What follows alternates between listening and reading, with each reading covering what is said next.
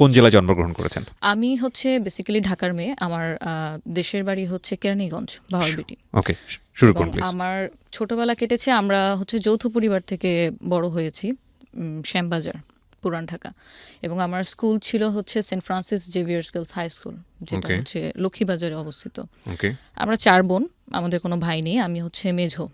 আমার বড় বোনের বিয়ে হয়ে গেছে অলমোস্ট 10 বছর, 2টা বাচ্চা আছে।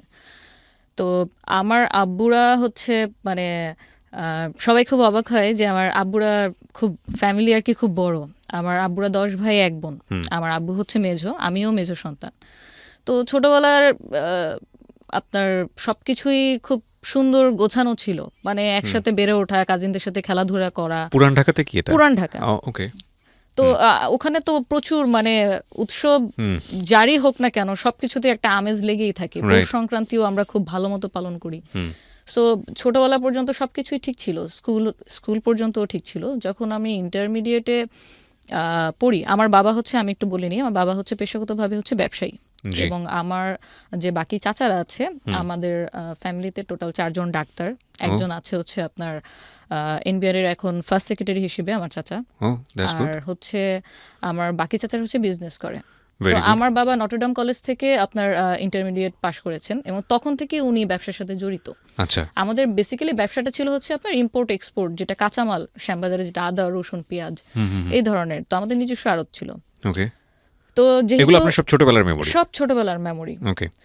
তো আমরা হচ্ছে যেহেতু আব্বু আগে থেকেই পূর্ব ব্যবসায়ী ছিল, আমার চাচাদের মধ্যে যদি আমরা যেটা মনে করি ভালো থাকা, মানে সমাজে একটা ভালো থাকা, যেটা বলতে বুঝি যে নিজের একটা বাড়ি থাকবে, একটা গাড়ি থাকবে, এটাকে মোটামুটি সাধারণ জ্ঞানে আর কি আমরা ভালো থাকা বুঝি। তো সেটা আমাদের সবার আগেই হয়ে যায়। আমার বাকি চাচাদের মধ্যে আমার আব্বুই হচ্ছে সবার আগে আপনার গাড়ি কেনে। হ্যাঁ। এবং তখন দেখা গেছে যে আমাদের যে স্কুলের যাতায়াত সবকিছুর জন্য আমাদের সাথে একজন বডিগার্ড ঠিক বলবো না, একজন কেয়ারটেকার থাকতো। কারণ যেহেতু পুরান ঢাকা অনেক হিজিবিজি এলাকা এবং আমাদের যে ফ্যামিলিতে আসলে আমরা বিলং করি, ওইখানে তখন পর্যন্ত আমরা অত, এখনো বলবো যে আমরা অত বেশি এক্সট্রোভার্ট না। মানে আপনি প্রতিবেশীর বাসায় যাচ্ছি বা সকালে বের হচ্ছি, রাতে আসছি, কোথায় গেল কোনো খোঁজ খবর নাই। সবসময়ই আমাদের একজন গার্জিয়ান মানে সাথে সবসময় থাকতো। যাওয়ার ক্ষেত্রে কোনো বাইন্ডিংস নেই, বাট সবসময় থাকতো।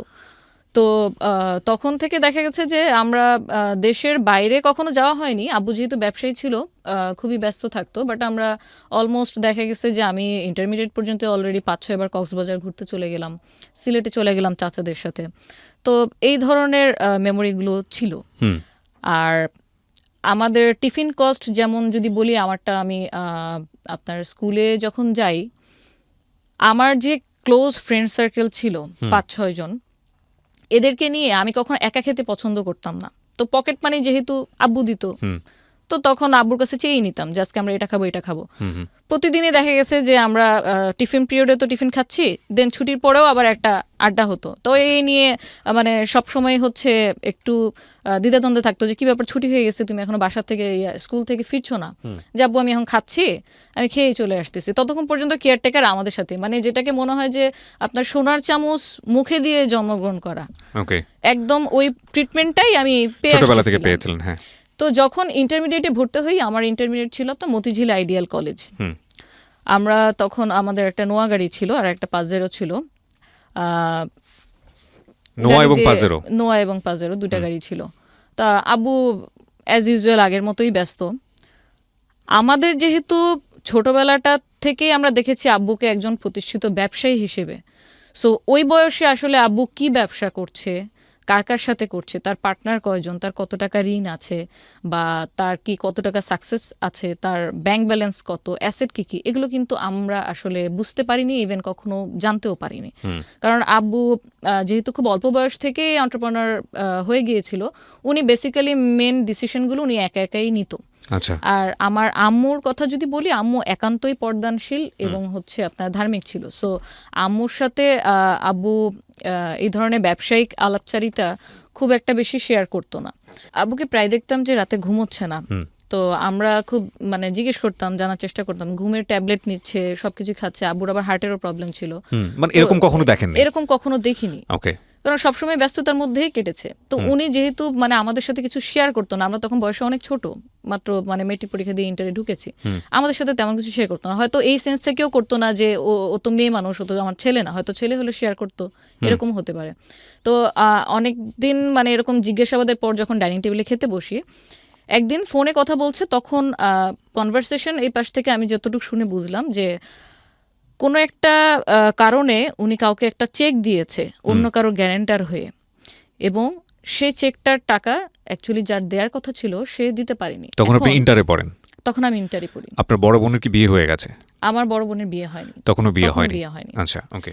তো আব্বুর যখন দেখলাম যে এই পাশ থেকে যখন শুনলাম যে এরকম কাউকে একটা চেক দিয়েছে, সেই চেকের এগেনস্টে এখন সে থ্রেট দিচ্ছে যে আপনি যদি টাকা গ্যারান্টার হয়েছেন, আপনি যদি না দেন তাহলে এটা তো আমরা কেস করে দিব।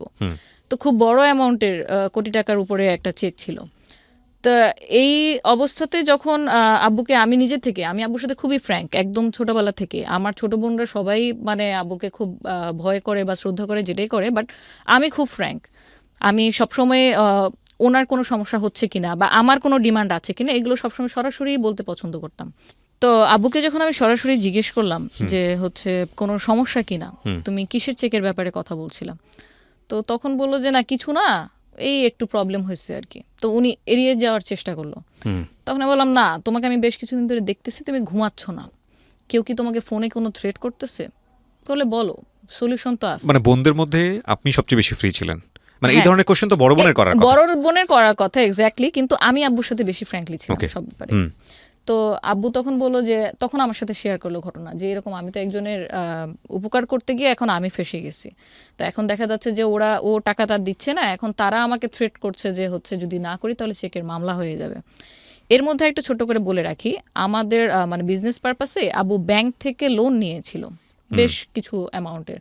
তো ব্যাংক থেকে লোন নেওয়ার পরে সেই লোন এরকম বাড়তে বাড়তে বছরে বছরে বাড়তে বাড়তে প্রায় আপনার 24 কোটি টাকার কাছাকাছি চলে গিয়েছিল। ও, এটা আপনারা কেউ জানতেন না? আমরা জানতাম না, মাই গুডনেস। কারণ এটা তো আমি যখন ছোট, আরো ছোট, হ্যাঁ, ইন্টার পড়ো একটা, আচ্ছা তখন থেকে হচ্ছে। হ্যাঁ, তখন থেকে অলরেডি হচ্ছে, মানে আমি ইন্টারের পরেই আমার মেন হচ্ছে আপনার মানে ক্রাইসিসটা শুরু হয়, সবকিছু আস্তে আস্তে খোলাসা হতে থাকে। ওই পর্যন্ত আমরা কিছুই জানতাম না। ওকে।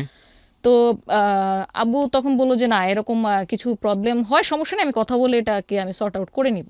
একদিন দুই দিন আবার গেল, 3 দিনের দিন আবার যখন দেখলাম এখনো তাকে ফোনে মানে কন্টিনিউ কিছু লোক মানে হয়তো হুমকি ধামকি দিচ্ছে, তখন আমি বললাম ব্যাপারটা আমি আবার আমার দাদার সাথে চাচাদের সাথে শেয়ার করার জন্য আব্বুরে বললাম যে আচ্ছা ঘটনাটা কি আমাকে বলো, আমরা কোন একটা সর্ট আউট তো করবো।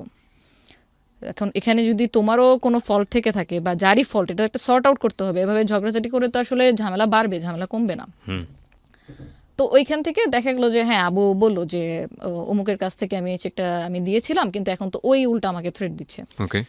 তো এই জিনিসটা যখন আমি চাচাদের সাথে শেয়ার করি, তখন আমি শেয়ার করতে গিয়ে দেখলাম যে হচ্ছে মানে আমার মাথায় আকাশ ভেঙে পড়ার মতো এই জন্য আমি শেয়ার করতে গিয়েছিলাম ধরেন 5% একটা প্রবলেমের কথা, কিন্তু গিয়ে জানতে পারি অলমোস্ট 80% একটা প্রবলেম নিয়ে আমরা অলরেডি চলছি, মুভ করছি। মানে বিষয়টা হচ্ছে এরকম যে আমার শরীরের কোনো একটা জায়গায় ছোট্ট একটা কিছু হয়েছে বলে আমি ডাক্তারের কাছে গিয়েছি, কিন্তু গিয়ে দেখি যে ক্যান্সার হয়ে বসে আছে। সঠিক। হ্যাঁ। এবং যখন মানে দেখলাম যে আব্বু এত কিছু শুরুর থেকে আমাদের কাছে মানে হাইডের পর হাইড করে আসতেছে, আমরা জানি না। আমাদের যে বাসাটা ছিল, নিজেদের বাড়ি ছিল যেটা শ্যামবাজারে 9 তলা বিল্ডিং ছিল, আব্বু পাকিস্তান থেকে মার্বেল পাথর ইম্পোর্ট করে ওই বাসাটা বানায়। My goodness. ওটার নিচেই আমাদের আড়ত ছিল। সেই বাসাটার এগেনস্টে অলরেডি আপনার মানে নিলামের নোটিশ চলে আসছে পত্রিকাতে লোনের এগেনস্টে, যে যদি লোনটা শোধ না করেন টাইমলি, অলরেডি তো চেকের ব্যাপারটা ছিলই একটা মাইনর জিনিস, বাট এটা যখন জানতে পারি যে পত্রিকাতে চলে আসছে নিলাম হবে, এটা তো মানে সেই লেভেলের একটা বদনাম। বিশেষ করে আমাদের মতো ফ্যামিলি, আমরা তো ওখানে আমাদের ব্যবসা, আমার দাদা 1964 থেকে ব্যবসা করে, সো ওখানে আমরা খুবই রিনোন। তো যখন এটা জানলাম আমার জাস্ট এটাই মনে হচ্ছিল যে তাহলে আমাদেরকে কেন বলা হয় নাই, আমরা তো অ্যাটলিস্ট হয়তো কিছু করতে পারতাম না, বাট একটা সাজেশন মেয়ে হিসেবে যতটুকু গাইডলাইন দেওয়ার কথা ততটুকু তো দিতে পারতাম, যতটুকুই নলেজে ছিল। তো এটা জানার পর তো তখন আব্বুকে গিয়ে আবার যখন বাসা ব্যাক করে আব্বুকে বললাম, আব্বু এই ঘটনা, তাহলে আমাদেরকে কিছু বলো নাই কেন? বলে তোরা টেনশন করবি এই জন্য বলিনি। তোরা টেনশন করবি, আমরা যে তোমার 4টা মেয়ে, আম্মু আছে, আমাদের যদি আজকে এই বাড়িটা মাথার উপর থেকে ছাদটা যদি সরে যায়, আমরা যাব কোথায়? তাহলে ফিউচার প্ল্যান কি? তোমার তো একটা ব্যাকআপ তো থাকবে, তুমি এত বছর ধরে বিজনেস করতেছো, তো সেখানে তো মানে কোনো একটা অ্যারেঞ্জমেন্ট তো থাকবে, হয়তো এফডিআর থাকবে, নয়তো অন্য কোথাও জায়গা কেনা থাকবে, কোনো ফ্ল্যাট কেনা থাকবে। আমাদের তাহলে সিকিউরিটি সিস্টেমটা কি ফিউচার? তার চেয়ে বড় কথা হচ্ছে তুমি কিভাবে এত টাকা মানে লস হলো তোমার, বা এত এত লোনটা কি কিসের জন্য হলো, এটার অ্যান্সার কি দিয়েছিল সে? এটার অ্যান্সার বলতে আব্বু যেহেতু অল্প বয়স থেকে ব্যবসা করছে, তো যখন দেখছে যে একটা বিজনেস করে ভালোই প্রফিট হচ্ছে, তখন তখন সে আরো একই সাথে আরো 3টা বিজনেস করে ফেলছে। এবং সবগুলোতে মোটামুটি ধরা খেয়েছে। সবগুলোতে মোটামুটি যেমন প্রফিট করেছে, ব্যবসা আসলে হয় কি যে লাভ হলে 500 টাকা লাভ হয়, লস হলে বা 5,000 টাকা একসাথেই লস। লস হয়, ট্রু। জাস্ট এই কারণেই আপনার ওই ব্যাংক লোনে যাওয়ার কারণে আমার দাদার সবসময় নিষেধ ছিল যে ব্যাংকে লোন করো না, কারণ এটা আমাদেরকে মানায় না, সবাইকে ব্যাংক লোন মানায় না। তো উনি জানায়ও নেই যে উনি ব্যাংক লোন করছে। তো অনেক কিছুর ব্যাপারের কারণে উনি অনেকের কাছে ইনফরমেশন হাইড করে গেছে। ও কিন্তু এই যে আমার যে একটা ইনসিকিউর আমি ফিল করলাম তখন, যে আমাদেরকে জানাও নাই, তাহলে এখন যদি বাসাটা সত্যি সত্যি নিলাম করে দিতে হয় বা কাউকে সেল করে দিতে হয়, আমরা কোথায় যাব? রাইট। তখন আব্বুর কাছে এটার কোনো অ্যান্সার নাই। অ্যান্সার এই জন্য নাই যে উনি ভাবছে যে ব্যাংক ব্যালেন্স তো আছে, আমরা কোথাও না কোথাও যাব, কোথাও না কোথাও গিয়ে উঠবো। বাট এই যে একটা ট্রিপ্লেক্স বাসা, 9 তলা বিল্ডিং, যেটা বানাতে খরচ হয় আনুমানিক 10 কোটি টাকার কাছাকাছি, কিন্তু পরে বদনামের ভয়ে কারো কাছে সেল করে দিলাম 1.25 কোটি টাকা, মানে মাত্র 1.25 কোটি টাকায়। তো এখানে তো অলমোস্ট লস। আমি যদি এখান থেকে প্রফিট করে বের করতে পারতাম, তাহলে আমার সেকেন্ড কোনো অ্যাড্রেস আমি করতে পারতাম। সো এটা আপনার ইন্টারমিডিয়েটে পড়া অবস্থায় ঘটনা? ইন্টারমিডিয়েটে পড়া অবস্থায় ঘটনা। ওকে। তারপরে আমরা এখন যেহেতু বাসা সেল করেই দিতে হবে, আমরা চাচ্ছি না যে এটা পত্রিকাতে উঠে নিলাম হোক, কারণ এটা বদনাম হয়ে যাবে। তখন গিয়ে আমরা আশ্রয় নিই আমাদের দাদি বাসায়, যেখানে আমরা বড় হয়েছি, যেখানে অলরেডি আমার চাচারাও থাকছিল। তো ওখানে অলমোস্ট আমরা 2 বছর থাকি। এটা কোথায়? শ্যামবাজারি। আচ্ছা।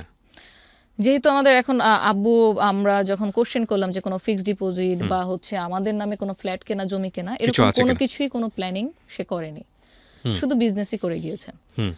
তো 2 বছর দাদি বাসায় থাকার পরে আমাদের পড়ালেখার পারপাসে, ততদিনে আমার ইন্টারমিডিয়েট শেষ, আমি ইন্টারমিডিয়েটে ভর্তি হয়েছিলাম, 2 বছরের ইন্টারমিডিয়েট শেষ। তখন আমি অনার্সে ভর্তি হবো ঢাকা সিটি কলেজে। তো ডিস্টেন্সটা অনেক বেড়ে যায়, যে এখান থেকে আবার ধানমন্ডি এসে ক্লাস করতে হবে। আমার বড় ততদিনে কি হয়েছে, আপনার বাবার বিজনেস সম্পূর্ণ গুটিয়ে নিয়েছে? তখন বিজনেস যেটা ছিল আমাদের আড়তের, সেটা সম্পূর্ণ নেই, এবং উনি ট্রাই করছিল ওনার যেটা আপনার ফিক্সড টাকা আছে সেটা দিয়ে নতুন কোনো ব্যবসা দাঁড় করানোর, পার্টনারশিপে অন্য কারোর সাথে। এরকম কন্টিনিউ উনি ট্রাই করে যাচ্ছে, যেটাই ট্রাই করছে সেটা ফল হচ্ছে, যেটাই ট্রাই করছে সেটা ফল হচ্ছে। এটার মধ্যে মানে শুধুমাত্র যে লোনের কারণেই আব্বু মানে ডুবে গেছে সেটা বলবো না। এখানে আপনার 50% দায়ভার ওরকম মানুষেরও আছে যারা হয়তো, আব্বু এরকম ছিল, আব্বুর নামই অনেকে দিয়ে দিয়েছিল যে আপনি তো হাতেম তাই, যেই হেল্প চেতে আসে আপনি তাকেই হেল্প করেন। আচ্ছা আচ্ছা। আপনি কোনো প্রমাণ ঘেটে দেখেন না যে আসলেই কি সে নিডি কিনা। আচ্ছা। কেউ একজন এসে কান্না করলো আপনার সামনে, আপনি 2 হাত ভরে ড্রাই করে যা আছে আপনি দিয়ে দিলেন। তো এই যে আব্বুর অনেস্টির একটা মিসইউজ, এটা কিন্তু উনি আমাদেরকে না জানায় অনবরত করে গেছে। নয়তো একটা মানুষ এত বছর ব্যবসা করছে, এতগুলো টাকা ওনার মানে ওইখান থেকে রেভিনিউ আসছে, তাহলে টাকাটা নিয়ে কেন কোনো ফিউচার প্ল্যানিং হয়নি? উনি কন্টিনিউ এই জিনিসগুলো করে গেছে, যে এই টাকা চাইছে, আমার আজকে বাচ্চার অপারেশন করতে হবে, বা আমার ব্যবসা ডুবে গেছে, আমি একটা নতুন স্টার্ট আপ করবো, সেই ক্ষেত্রে আমাকে কি হেল্প করতে পারেন? এই মানে দান খয়রাতগুলো উনি কন্টিনিউ করে গেছে। এবং কারোর জন্য যদি আমি কোনো কিছু করি, যদি সেটা যদি লোন হিসেবে হয়, সেটার এগেনস্টে তো একটা দলিল বা একটা ডকুমেন্ট কিছু একটা তো আমার থাকবে, যেহেতু সেটা আমি ফিডব্যাক পাবো। আব্বুর কোনো লোনের এগেনস্টে যাদেরকে লোন দিয়েছে কোনো ডকুমেন্ট ছিল না। সো যখন তাদের অবস্থা ভালোর দিকে চলে যায়, তখন কিন্তু তারা আব্বুকে চিনে নাই। ওকে ওকে। তখন একদম মানে টোটালি অপোজিট হয়ে গেছে, কয়েন ঘুরে গেছে, তখন তারা আব্বুকে চেনে না। অলরেডি তো আব্বুর ব্যবসা ডাউন, এখন সে অনবরত স্ট্রাগল করছে কিভাবে, কারণ সংসার তো চালাতে হবে, তার 4টা মেয়ে। তখন আপনার বড় বোনের বিয়ে হয়নি? তখন আমার বড় বোনের বিয়ে হয়নি। আমি যখন সিটি কলেজে অনার্সে ভর্তি হই, তো অনার্সের সেকেন্ড ইয়ারে পড়াকালীন সময় আমার বড় বোনের বিয়ে হয়। তো আমার তো আগে ছিল পুরান ঢাকায় স্কুল, আমি যাতায়াত করতাম আমার নিজস্ব গাড়িতে। কিন্তু এখন সিনারিওটা পুরোটা মানে একটা সিনেমার মতো আর কি চেঞ্জ হয়ে গিয়েছে, যে এখন আমরা থাকি পুরান ঢাকায়, বাট আমাকে ক্লাস করতে যেতে হচ্ছে সিটি কলেজে। আমার বোন তখন পড়তো আপনার স্ট্যামফোর্ডে, এনভায়রনমেন্টাল সায়েন্সে। তো যাতায়াত ব্যবস্থার জন্য আমাদের দাদিবাসায় যতগুলো গাড়ি ছিল, আসলে সব চাচারাই যার যার পার্সোনাল গাড়ি ইউজ করতো। যে ডাক্তার সে তার গাড়ি নিয়ে বের হয়ে যাচ্ছে, যে ব্যবসায়ী সে তার গাড়ি নিয়ে বের হয়ে যাচ্ছে। তো এই কমিউনিকেশন গ্যাপটা কিভাবে ইরেজ করা যায়, সবকিছুই দেখা গেল যে একটা টানাপোড়ার মধ্যে চলে আসতেছে। তো যেই মেয়ে আমি কোনোদিন মানে গাড়ি ছাড়া কোথাও মুভ করিনি, আমি তখন বাসে উঠি। Public bus? পাবলিক বাস, মালঞ্চ বাসে করে আমি সূত্রপুর বাস স্ট্যান্ড থেকে আমি সিটি কলেজে আসা শুরু করি। কিন্তু বাসের টিকিট কিভাবে কাটতে হয়, কি বলতে হয়, বাসের হ্যান্ডেল কোনটা ধরে উঠবো, কোন সিটে বসতে হয়, বা আর কোনো ফর্মালিটিস আমি কখনো জীবনে কোনোদিন পাবলিক বাসে উঠিনি।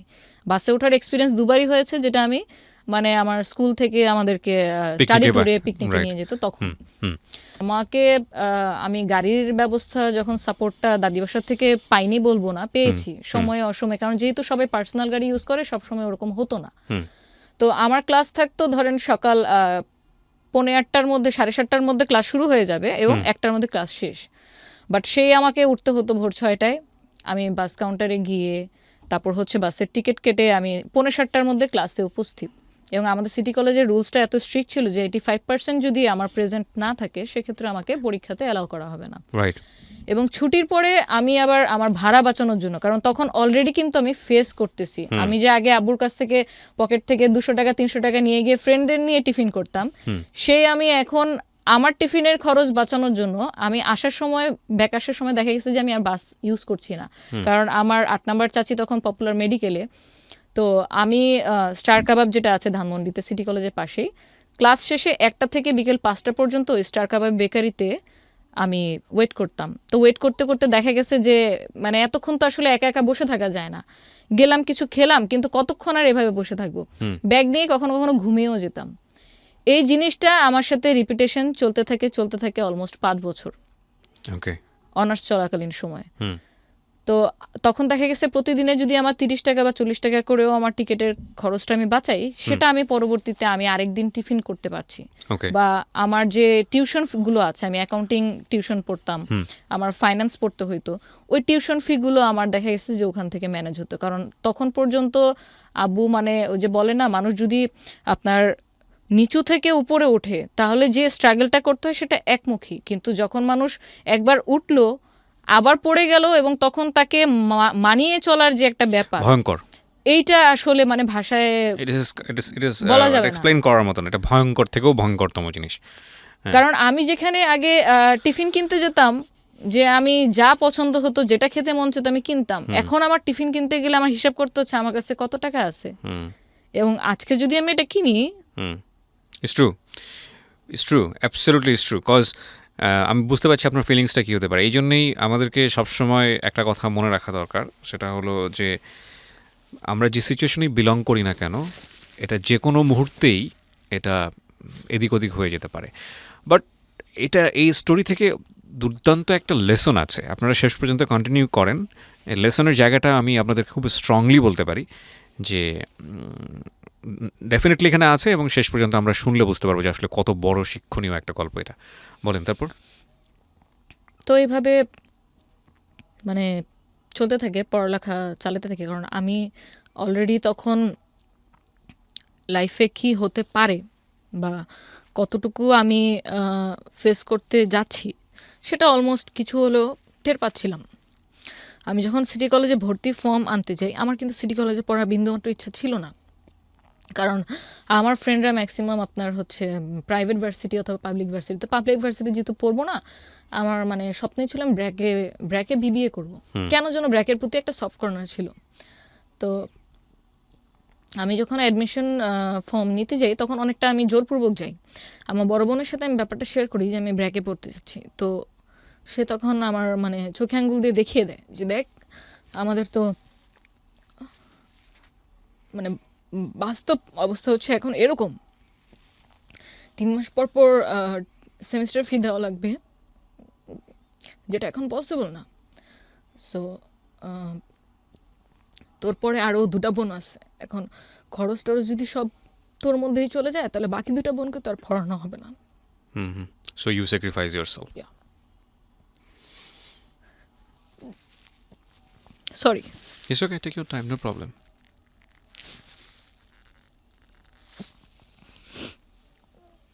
ভেরি লার্নিং স্টোরি প্রিয় দর্শক এবং শ্রোতা, শেষ পর্যন্ত শুনবেন আপনারা। একটা মেয়ে বাংলাদেশে কি পারে এবং একজন নারী বাংলাদেশে কি পারে সেটা শিখতে হলে জানতে হলে এই গল্পটা আমাদের শেষ পর্যন্ত শোনা উচিত। তারপর কি হলো? তারপর আমি তো ভর্তি হলাম, অ্যাকাউন্টিং আমার ফেভারিট সাবজেক্ট ছিল ইন্টারে ভর্তি হলাম যে ঠিক আছে, যদি আজকে আমি প্রাইভেট ইউনিভার্সিটিতে না পড়ার কারণে আমার বাকি 2 বোন ভালো টিউশন পায় তো আমি তো হ্যাপি। তো আমি ভর্তি হলাম, পড়ালেখার দিকে মনোযোগ দিলাম, কারণ যেহেতু আব্বুর অবস্থা এরকম, তখন পর্যন্ত উনি মানে ফিক্সড কোনো ইনকাম সোর্স বের করতে পারেনি। সেভিংস যা ছিল ওটাই ভেঙে ভেঙে ভেঙে এভরি সিঙ্গেল মোমেন্টসে ভেঙে আমরা চলতেছি। ফ্যামিলিতে একটা আর্থিক টেনশন, কি হবে এরকম একটা ব্যাপার, ফিউচারটা কোন দিকে যাবে, 4টা বোন এবং বাবার এই অবস্থা। তারপর আমি অনার্স কন্টিনিউ করছি, টিউশন এদিক দিয়ে কন্টিনিউ করছি। আমরা একটা পর্যায়ে ফিল করলাম যে এইভাবে আসলে এত দূর থেকে বোনদের যাতায়াত করা, আমার ছোট বোন, আমার ইমিডিয়েট ছোট বোন যে ছিল সে হচ্ছে আবার আপনার গুলশান মানারাত স্কুলে তাকে দিলাম, ইংলিশ মিডিয়ামে আমার একদম ছোটটা। আর ইমিডিয়েট যেটা ছিল সে ঢাকা কমার্স কলেজে। তো প্রত্যেকটা ইনস্টিটিউশনই আমাদের পুরান ঢাকা থেকে খুব দূরে।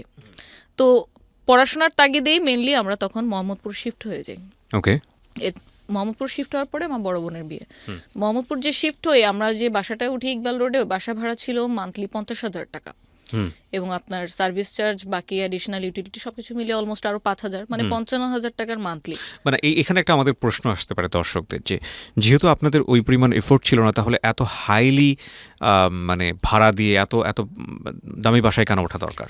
আচ্ছা, এই ব্যাপারটা টোটালি মানে আমি ব্লেম ঠিক বলবো না, মানে ডিসিশন মেকার ছিল আমার আব্বু। আচ্ছা। আমার আব্বু সবসময় আমাদেরকে যেভাবে লালন পালন করে মানে বড় করেছে ওটাই রাখতে চাইতো। মানে আমার মেয়েরা কষ্ট করবে, তাদের কষ্ট হবে। ইভেন আমি যে বাস জার্নি করি এটা আব্বুর পছন্দ ছিল না। আব্বু চাইতো যে আমি সবসময় সিএনজি দিয়ে আসি, কিন্তু আমি তো জানি, আমি তো ক্যালকুলেট অলরেডি করছি যে আমি যদি প্রতিদিন পুরান ঢাকা থেকে 300-350 টাকা সিএনজি ভাড়া দিয়ে আসি, তাহলে আমার মান্থলি আমার পিছনে শুধু সিএনজি ভাড়া কত চলে যাচ্ছে। এবং সেটা যদি আমি কিছুটা হলেও সেভ করতে পারি, ওটা তো আমি আরেকটা কাজে, আমার হয়তো কোনো একটা কোচিং এর কাজে আমি ইউজ করতে পারবো। তো সেই জন্য দেখা গেছে আমি কোনো না কোনো ভাবে ওনাকে কনভিন্স করে নিয়েছি। আব্বু কখনো চাইনি যে আমরা যেখানে আমরা ট্রিপ্লেক্স বাসায় থেকে অভ্যস্ত সেখান থেকে সরাসরি একটা ফ্ল্যাটে চলে আসলাম, একটা 1400 স্কয়ার ফিট ফ্ল্যাটে, যেখানে আমার আব্বুর টোটাল মানে সংসার জীবনের যা কিছু ছিল অলমোস্ট আপনার মানে ওখান থেকে 60% সেল করে দিয়েছে, নয়তো কাউকে দান করে দিয়েছে, কারণ সব জিনিস তো আর মুভ করা সম্ভব হবে না। তো একটা ফ্ল্যাটের মধ্যে আমরা উঠলাম ইকবাল রোডে।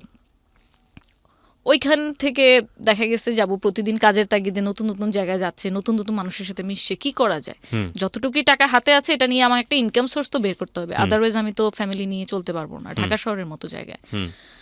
তো আমিও মানে মনে মনে চিন্তা করতে থাকলাম যে আমি কি কোনো সাপোর্ট দিতে পারি ফ্যামিলিকে কন্ট্রিবিউট করার জন্য। হ্যাঁ, কিন্তু আমি আমার অনেক ফ্রেন্ডরাই দেখতাম যে একদিনে 3টা-4টা করে টিউশনই করতো, যেটা আমি কোনোদিন পারিনি। আমি কোনোদিন আমার ছোট বোনকেও পড়াইতে পারিনি, আমি জানি না কেন। তো টিউশনিটা আমার দ্বারা হবে না, তাহলে অল্টারনেটিভ কি করা যায়? তো আমি যেহেতু আমার বাবাও ব্যবসায়িক পরিবার থেকে বিলং করি, আমার ছোটবেলা থেকে ইচ্ছা ছিল যে আমি বিজনেস করব। কিন্তু কি বিজনেস করব? বিজনেস করতে একটা পুঁজি লাগে, একটা নাম লাগে, একটা প্রতিষ্ঠান লাগে, কিছু প্রসিডিউর আছে, কিছু ডকুমেন্ট আছে। এত কিছুর ধ্যান ধারণা তো আমার নাই, তখন পর্যন্ত ছিল না। বাট আমার কিছু একটা করতে হবে যেটা দিয়ে আমি আর্নিং করতে পারবো, যেটা দিয়ে আমি আমার ফ্যামিলিতে কিছু হলেও কন্ট্রিবিউট করতে পারবো। আমার বড় বোনের যেহেতু আমরা মোহাম্মদপুরে মুভ করার পরপরই বিয়ে হয়ে যায়, সো ওর পক্ষে আসলে অতটুকু সম্ভব ছিল না আমাদেরকে কন্ট্রিবিউট বা দেখাশোনা করা, ফিনান্সিয়ালি কন্ট্রিবিউশন যেটাকে বলে। আদার মেন্টাল সাপোর্ট বা আপনি যে কোনো ধরনের কন্ট্রিবিউশন তো এখনও করে যাচ্ছে, still now, but financially contribution সে বেশি একটা দিন করতে পারেনি। সে পরে ইংলিশ মিডিয়াম স্কুলের একটা টিচিংয়ে আর কি প্রফেশনে চলে যায়। তারপর আমি যখন অনার্স ভর্তি হই তখন আমি যেহেতু একটু এক্সট্রোভার্ট, আমার ফ্রেন্ড সার্কেল খুব ভালো আমি মেনটেন করতে পারি বা সবার সাথে মিশতে পারি, ওই সুবাদে আমার দেখা গেছে যে আমার ক্লাসেই খুব ভালো ভালো ফ্রেন্ড তৈরি হয়ে যায়। এবং সবার ক্ষেত্রেই মানে এমন একটা ফিডব্যাক আমার পেতে হয়েছে, যখন আমার সাথে কেউ মিশতো, খুব ভালো ঘনিষ্ঠ ফ্রেন্ড হয়ে গেছে, আস্তে আস্তে যখন ও আমার ব্যাকগ্রাউন্ড জানতো, আমার ফ্যামিলি এই বাবা এই ছিল, আমরা অমুক জায়গায় ছিলাম, আমাদের এই ছিল, সবাই শুধু আমাকে একটা কমন কোশ্চেন কেন যেন করতো, তোমাকে দেখে তো বোঝা যায় না যে তোমাদের এত মানে সম্পত্তি ছিল। কোশ্চেনটা আমার কাছে খুব ব্যক্তিগতভাবে ফানি এই জন্য লাগতো যে আমাকে কি অলওয়েজ শো করতে হবে যে আমার কি আছে? আমি তো এটা তখন শো করতে পারবো যেটা আমি নিজে ইনকাম করতে পারবো। ওটা আমার দাদার ছিল, ওটা আমার বাবার ছিল, ওটা আমার ছিল না।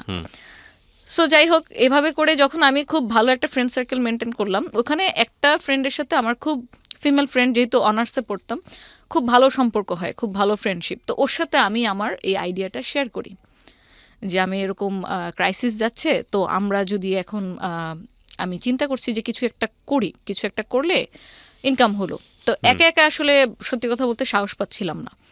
পুরান ঢাকা থেকে বিলং করি, ঠিক আছে, আমার সোর্সিং জানা আছে, কোথায় কি পাওয়া যায়।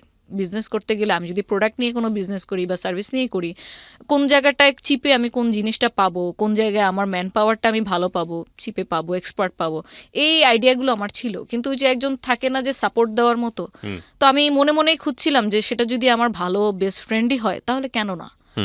তো আমি যখন আইডিয়াটা তার সাথে শেয়ার করলাম, সেও রাজি। কি ছিল আইডিয়াটা? এখন আমাদের মানে বিজনেস করার আইডিয়াটা একটা অফার থেকে আমরা গেইন করি। আমরা পরিকল্পিতভাবে কোনো আইডিয়া মানে তখনও মেক করতে পারিনি। She was my friend. তো তারই কোনো এক ফ্রেন্ড অফার করলো যে দোস্ত, আমার এক ফ্রেন্ডের বিয়ে হবে, তো ওর কিছু ডালাকুলা সাজিয়ে দিতে হবে। এখন তোর কি কোনো লোক আছে, তুই পারবি? ও তো প্রথমে বললো যে হ্যাঁ হ্যাঁ হ্যাঁ পারবো, লোক আছে। কারণ আমি তো অলরেডি ওটা নিয়ে আমরা মানে ঘাটতেছিলাম যে কি করা যায়। So you are planning for an event planner. okay. তো 2010 এর কথা বলছি আমি। 2010-এ তখন পর্যন্ত আমরা হিন্দি একটা মুভি জানি যে ব্যান্ড বাজা বারাত, খুব ফেমাস হয়েছিল যে ইভেন্ট প্ল্যানারের এরকম। তখন পর্যন্ত মুভিটা রিলিজ পায়নি। তো যখন ওর কাছ থেকে কথাটা শুনলাম, তখন দুজন মিলেই মানে সম্মিলিতভাবে ঠিক করলাম যে আচ্ছা, আমরা অন্য কাউকে দিয়ে কেন করাবো, আমরা তো চাচ্ছিলাম কিছু একটা করতে, চল আমরা এটাই ট্রাই করে দেখি। আমরা নিজেরাই করি, আমরা নিজেরা করে দেই, যদি দেখি যে হ্যাঁ ক্লায়েন্ট স্যাটিসফাইড, তোর ফ্রেন্ড স্যাটিসফাইড, তাহলে আমরা এটা নিয়ে আরো ডিপলি চিন্তা করব। 2010 সাল এবং আপনি তখন অনার্সে কেবল ভর্তি হয়েছেন। হ্যাঁ, তারপর অনার্স ফার্স্ট ইয়ারে। তো পরে আমরা অ্যাটেম্প্ট নিলাম, কি কি লাগবে, কোথা থেকে কিনবো, এগুলো সব একটা লিস্ট আউট করলাম। যেহেতু আমরা নতুন, আমরা জানি না। তো পরে গাউসিয়া গেলাম, চকবাজার গেলাম, কোথায় ডালা পাবো, কোথায় কুলা পাবো, ভিতরে কি কি দিতে হয়, ওই জিনিসগুলো যদিও সে দিত, বাট ওগুলো সাজাবো কোন ওয়েতে, এটা মেয়ের ডালা না ছেলের ডালা, কালার কি কি দিলে ভালো হয়, কালার কোড আছে কিনা। নেভার, না, I have personal experience on this, কারণ আমার বোনের বিয়ে সম্পূর্ণটা আমি অ্যারেঞ্জ করেছি। এবং আমার ফ্যামিলিতে যতগুলো প্রোগ্রাম হয়েছে, দেখা গেছে কোনো না কোনো একটা দায়িত্ব আমাকে দেওয়া হতো, এবং আমার দায়িত্ব আমি যতটুকু পালন করতাম সবাই খুব হ্যাপি। এই কাজটা মানে এই যে ইভেন্ট ম্যানেজমেন্টের যে বিষয়টা, এটা আমাকে ছোটবেলা থেকে খুব উৎসাহ দিত। তো মেন্টালি একটা প্রিপারেশন ছিল যে এটা কিছু করব, বাট এরকম অফারটা সামনে থেকে আসাতে আমার জন্য খুব ইজি হয়ে গেছে ওটাকে গ্র্যাব করা। তো পরে আমরা ওটা করলাম, ওটাতে সাকসেসফুল হলাম। দেন আমরা আরো ডিপলি প্ল্যানে গেলাম। কত টাকা পেলেন ওখানে? আমাদের প্রফিট ছিল 1500 টাকা। আমরা কিছু ডালাকুলা 4-5টার মতো ডালাকুলা ওদেরকে সাজিয়ে দিয়ে, মানে আমাদের প্রফিট ছিল 1500 টাকা। 1500 টাকা পেয়ে আমরা তখন মহা খুশি, কারণ এটা লাইফের আমার মানে ফার্স্ট ইনকাম। তো তখন প্ল্যান করে এটাকে নিয়ে আরো ডিপলি কি করা যায়। এই করতে করতে আমরা একটা লিস্ট তৈরি করলাম যে ইভেন্ট ম্যানেজমেন্টে কি থাকে, আমরা কতটুকু সাপোর্ট দিতে পারবো, আর আমরা এটাকে প্রচার করব কিভাবে, মানুষকে জানাবো কিভাবে যে আমরা এই কাজ করি, আর আমাদের কাজগুলো করে দিবে কে। এই টোটাল জিনিসটা মানে লিস্ট আউট করলাম। আমি যেহেতু তখন একদমই মানে নিউবি, বিজনেস মানে এন্টারপ্রেনার হিসেবেই নিউবি, সো ওর সাথে যে আমার যে একটা বেস্ট ফ্রেন্ডের রিলেশন, এটাই আমার কাছে তখন মুখ্যম বিষয়। পার্টনারশিপ করতে গেলে যে এখানে কোনো ডকুমেন্ট করতে হবে, এডিট করতে হবে, এই ধরনের কিন্তু কোনো আইডিয়াই ছিল না। থাকাটাই আমার কাছে মনে হচ্ছে অপ্রাসঙ্গিক। বিকজ আমার জায়গা থেকে যেটা মনে একটা প্রতিষ্ঠান করতে গেলে, আমি এখানে শেয়ার করছি, অনেক কিছু প্রয়োজন হয়, গভর্নমেন্ট ডকুমেন্টের অনেক কিছু প্রয়োজন হয়। কিন্তু এটা আসলে আমাদের যখন আমরা ল্যান্ডে নামি তখনই জানতে পারি, রাগ পর্যন্ত জানার ওইভাবে আসলে সুযোগও নাই। হ্যাঁ, বলেন তারপর। সঠিক। তো পরে যেহেতু ওর সাথে আমার বিশ্বাসের সম্পর্ক, এর চেয়ে বেশি আমি আর কিছু বলতে পারবো না, মানে যেখানে একদম অটুট বিশ্বাস, সে বিশ্বাস নিয়ে আমরা আগাই। ওর সাথে আমি পার্টনারশিপ করি, আমরা 50-50% নিতাম। তো আমিও খুঁজে খুঁজে ওকে নিয়ে একদম প্রত্যেক জায়গায় ঘুরি যে আমাদের যদি ওয়েডিং এর কাজ আসে আমরা কোন কারিগর দিয়ে করাবো, তখন আমরা বিভিন্ন মার্কেটে যাই, মার্কেটে গিয়ে কারা কারা এই কাজগুলো করছে, কারা কোন রেটে দিচ্ছে, একই ডিজাইন আমরা দেখা গেছে যে ট্যাবলেটে নিয়ে বা মোবাইলে নিয়ে 10টা দোকানে দেখাচ্ছি। তো যে কারিগর রেটটা কম দিচ্ছে, তুলনামূলকভাবে তার কাজের মান ভালো, আমরা আবার বিভিন্ন ভেন্যুরে কি করতাম, সাপোজ যে ওনারই কোনো ইভেন্ট চলছে, উনি হয়তো অফার দিল, ম্যাডাম আপনি যদি আমার কাজ দেখতে চান আইসেন। তো গিয়ে আমরা তখন দেখলাম যে হ্যাঁ ওনার কাজটা মোটামুটি কোয়ালিটিফুল, এটা আমি আমার ক্লায়েন্টকে দিতে পারি। তো এরকমভাবে বিভিন্ন জাস্টিফিকেশন করে আমরা একটা টিম ক্রিয়েট করি যে আমাদের ওয়েডিংয়ের কাজ হলে ওকে দিয়ে করাবো, বার্থডের কাজ হলে ওকে দিয়ে করাবো, আর এই যে কনসালটেন্সির যে জিনিসটা এটাই থাকবে আমাদের প্রফিট। এবং এই পার্টটাতে দেখা গেছে যে টোটাল ক্লায়েন্টের সাথে যত ধরনের ডিলিংস এই টোটালটাই আমার ফ্রেন্ড করছে, যে ক্লায়েন্টের সাথে যোগাযোগ করা, ফেসবুকে কেউ মেসেজ দিল তাকে রিপ্লাই দেওয়া। আমরা জাস্ট একটা ইনিশিয়ালভাবে 22,000 টাকার একটা ইনভেস্টমেন্ট নিয়ে নামি। এবং তখন যেহেতু ডিজিটাল মার্কেটিংটা কি এই ব্যাপারে কোনো জ্ঞান ছিল না, শুধু জানতাম কি ব্যবসা মানে হয়তো ফেসবুকে একটা পেজ খুললেই হয়ে যায়। তো এই 22,000 টাকা দিয়ে আমরা ভিজিটিং কার্ড করি, আমরা আমাদের বিভিন্ন ভলেন্টিয়ার করব, তাদেরকে দিয়ে লিফলেট বিলি করাবো বিভিন্ন কলেজের সামনে, স্কুলের সামনে, কোচিংয়ের সামনে, ওদের জন্য টি শার্ট বানাই, লিফলেট বানাই। প্রতি শুক্রবারে জুম্মার সময় আমরা ওইখানে মসজিদের সামনে লিফলেট বিলি করাই। ইভেন কখনো এমনও হয়েছে যে আমি আর ও সরাসরি নিজেই দাঁড়িয়ে লিফলেট দিচ্ছি, যেটা আমার ফ্যামিলিতে কেউ কোনোদিন, মানে আজকে যা আমি বলবো তা হয়তো আমার ফ্যামিলির মানুষ আজকেই আমার কাছ থেকে প্রথম শুনবে, তার আগ পর্যন্ত শুনে নেই। তো বসুন্ধরা সিটির মতো মার্কেট, বসুন্ধরা সিটির সামনে দাঁড়িয়ে আমি মানে নিজে দাঁড়িয়ে লিফলেট বিলি করেছি, কারণ তখন যদি আমার জায়গায় আমি আরেকটা ভলেন্টিয়ারকে নিয়োগ করি তাকে তো কিছু একটা টাকা আমাকে দিতে হবে। তো এভাবে করে মার্কেটিং যখন আমরা করি, আমরা লাকি ছিলাম যে আমরা আমাদের উদ্যোগটা নেই ফেব্রুয়ারি মাসে, যখন অলমোস্ট বিয়ের একটা আমেজ চলে। প্রথম অবস্থাতে আমরা 2-3 জন ফ্রেন্ড সার্কেল থেকে আমরা কাজ পেয়ে যাই। তখন পর্যন্ত নাম দেওয়া হয়নি প্রতিষ্ঠানের নাম আমরা ভার্বালি একটা দিয়েছি, যেটা ফেসবুক পেজে ছিল, রোজ পেটাল ডেকোর, এই নামে আমাদের ফেসবুক পেজটা ছিল। তো তখন তো ইন্টারনেট বলতে যা বুঝি, আমার বাসায় যেহেতু পার্সোনালি 94 থেকে আমি কম্পিউটার ইউজ করি, তো ইন্টারনেটে ব্রাউজিং কিভাবে কোন ওয়েবসাইটে করব, কি কি পাওয়া যায়, মোটামুটি আমার ভালো একটা জ্ঞান ছিল। তো স্যাম্পল ডেকোরেশন, স্যাম্পল 1, স্যাম্পল 2, যেহেতু আমি কোনো কাজ করিনি, আমি নতুন, আমার নিজের কোনো পোর্টফোলিও নেই, তো ওরকম করে আমি কিছু ডিজাইন নামিয়ে আমরা আমাদের পেজটা সাজাই, যে আপনি যদি কোনো কাজ করাতে চান আমরা এরকম করে দিতে পারবো। ফেসবুকে অনলি ফেসবুকে, আমাদের কোনো ওয়েবসাইটও ছিল না। তো পরে ওখান থেকে কিছু কাজ আসে, আমি যে অলরেডি কাজ শুরু করে দিলাম, আমি কাজ করছি, উইদিন 6 মান্থ আমার বাসায় কেউ জানতো না। এবং এটার কারণটা যদি বলি, আমি জানতাম যে এটা আমার বাসায় অ্যাকসেপ্ট করবে না। ইভেন্ট ম্যানেজমেন্ট জিনিসটা আসলে কি, ইভেন্ট প্ল্যানার বলতে আমরা কি বুঝি, এটা আমার মনে হয় যে এখন পর্যন্ত এই 2020-তেও আপনার 40% মানুষের মনে হয় কোনো আইডিয়াই নেই। এই কারণে আমি আমার বাসায় শুরু থেকে বলতে চাইনি, কারণ আমি মানে আব্বুর সাথে যেহেতু আমি আগেও মেনশন করেছি যে অনেক ফ্রি, আমি অনেক স্টাডি ট্যুরে চলে গিয়েছি, শুধু একটা হোয়াইট পেপার দিয়ে যাবো, একটা সাইন করে দাও, কারণ আমাদের স্কুলের বা কলেজের নিয়ম ছিল যে পারমিশন লেটার লাগবে গার্জিয়ানে, তাহলে তুমি যেতে পারবা। তো সেই জায়গা থেকে আমি জানতাম, আব্বুকে বুঝতাম যে কোন কাজটা করতে গেলে এখানে বাধা আসবে। কিন্তু আমি ভেতর তখন এটাও ফিল করছি যে আমি যদি এখন কোন একটা স্টেপ না নেই, তাহলে যেভাবে চলছে এভাবে আদৌ কয়দিন চলতে পারবে।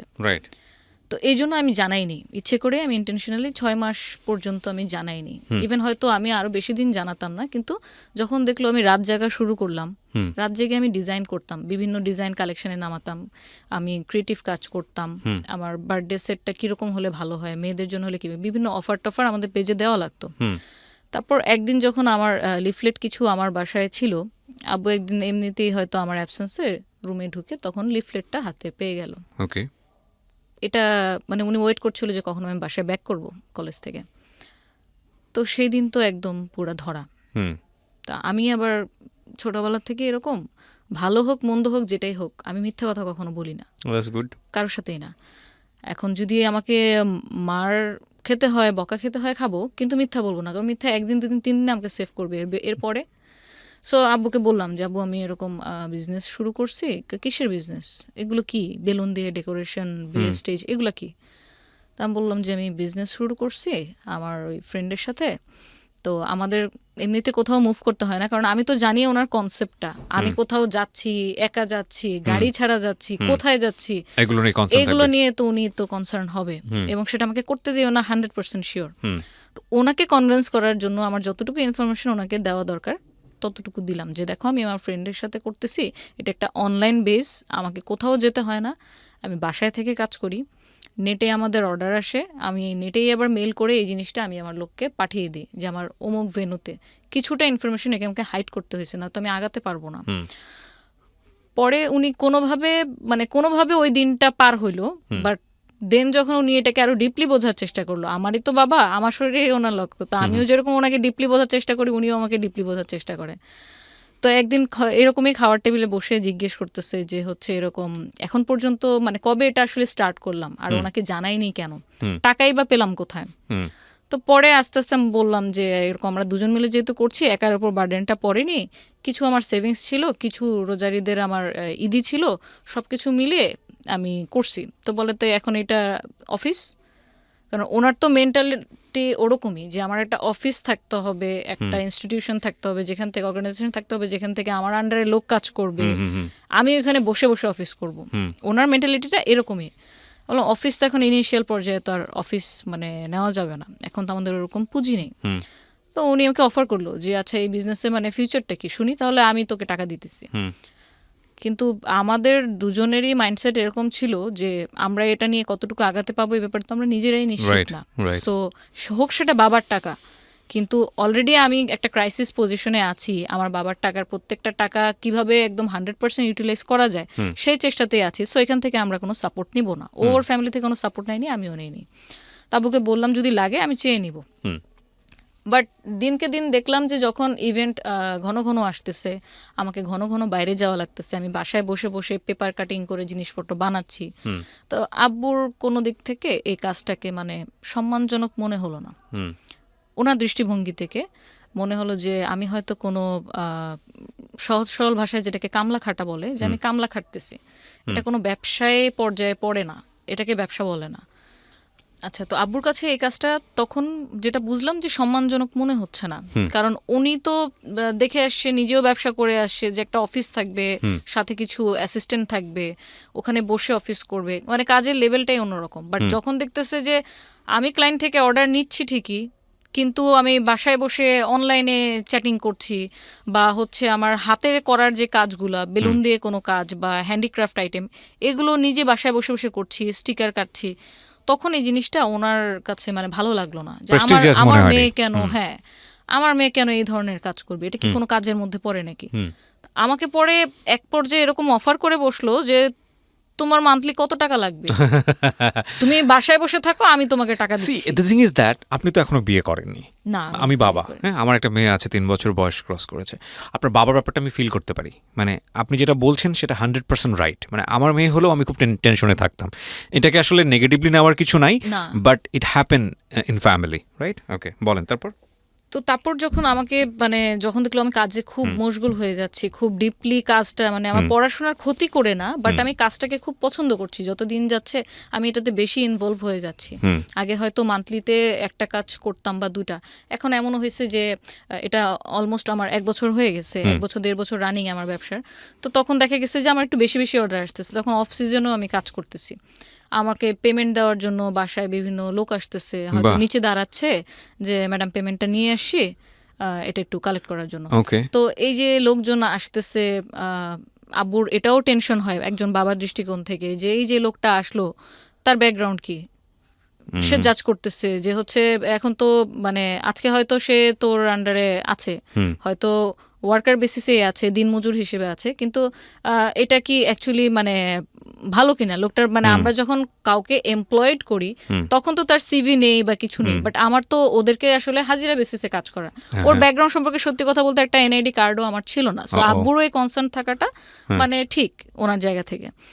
তো যখন দেখলাম বেশি বেশি ইনভলভ হচ্ছি, তখন আমাকে একটা পর্যায়ে অফারই করে বসলো যে হচ্ছে দেখো তুমি এরকম প্রতিদিন বাইরে যাও, বিভিন্ন ভেন্যুতে যাও, এই যে ভেন্যুতে দাঁড়ায় থাকো, মানুষ আসে কোশ্চেন করে তোমাকে, এটা এরকম কেন হয়েছে, এটা ঠিক করে দেন, একটা পেন নেওয়া, মানুষের কথা শোনা, আবার একদম লাস্ট পর্যন্ত থেকে তাদেরকে হ্যান্ড ওভার করে দেওয়া। কেউ কেউ অনেকে বিলও কম দিচ্ছিল তখন প্রথম যে ডিড হয়েছে সাপোজ কথার কথা যে 20,000 টাকা কোনো একটা কাজ, সেখান থেকে আমাকে দেখা গেছে যে 5,000 টাকা কেটে দিচ্ছে, 2,000 টাকা কেটে দিচ্ছে। তো এই জিনিসগুলা উনি তো ওনার জায়গা থেকে কিছু হলেও বুঝতে পারতেছিল, কারণ অ্যাকচুয়ালি আমি তো একদম মানে কাদামাটি থেকে গড়ে ওঠা মানুষ। রাইট।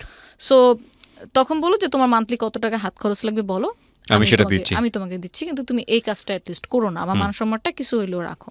তো ওনার খুব মানে প্রেস্টিজে লাগলো যে আমি এই ধরনের কাজ কেন করছি। এই জায়গা থেকে মেন কনফ্লিক্টটা আব্বুর সাথে আমার শুরু হয়। আমি হচ্ছে যে না, আমি করব কাজ, কোনো কাজকে আসলে ছোট করে দেখা যাবে না। আমার দাদার সিম্পল একটা ব্যাকগ্রাউন্ড যদি বলি, উনি কিন্তু পাকিস্তান 1964 থেকে উনি বিজনেস করে, কিন্তু উনি কি এক লাফে শিল্পপতি হয়ে গেছে তা তো না। ওনার কিন্তু একটা স্ট্রাগল ছিল, সাইকেল চালিয়ে হাটে পান নিয়ে চলে যেত, পাকিস্তান বর্ডারে পান বিক্রি করতো, গামছা বিছিয়ে কলা বিক্রি করতো।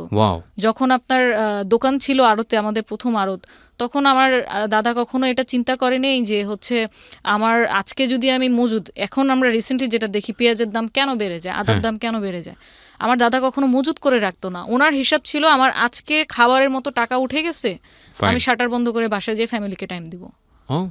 সো ওই জিনিসটা না আমার ভিতরেও কাজ করতো, যে যদি আমার দাদা কলা বিক্রি করতে পারে, উনি যদি পান বিক্রি করতে পারে মানুষের কাছে, দেন তো ইম্পোর্ট ব্যবসা শুরু করলো। কি ছিল মানে কি করেছিল শেষ পর্যন্ত?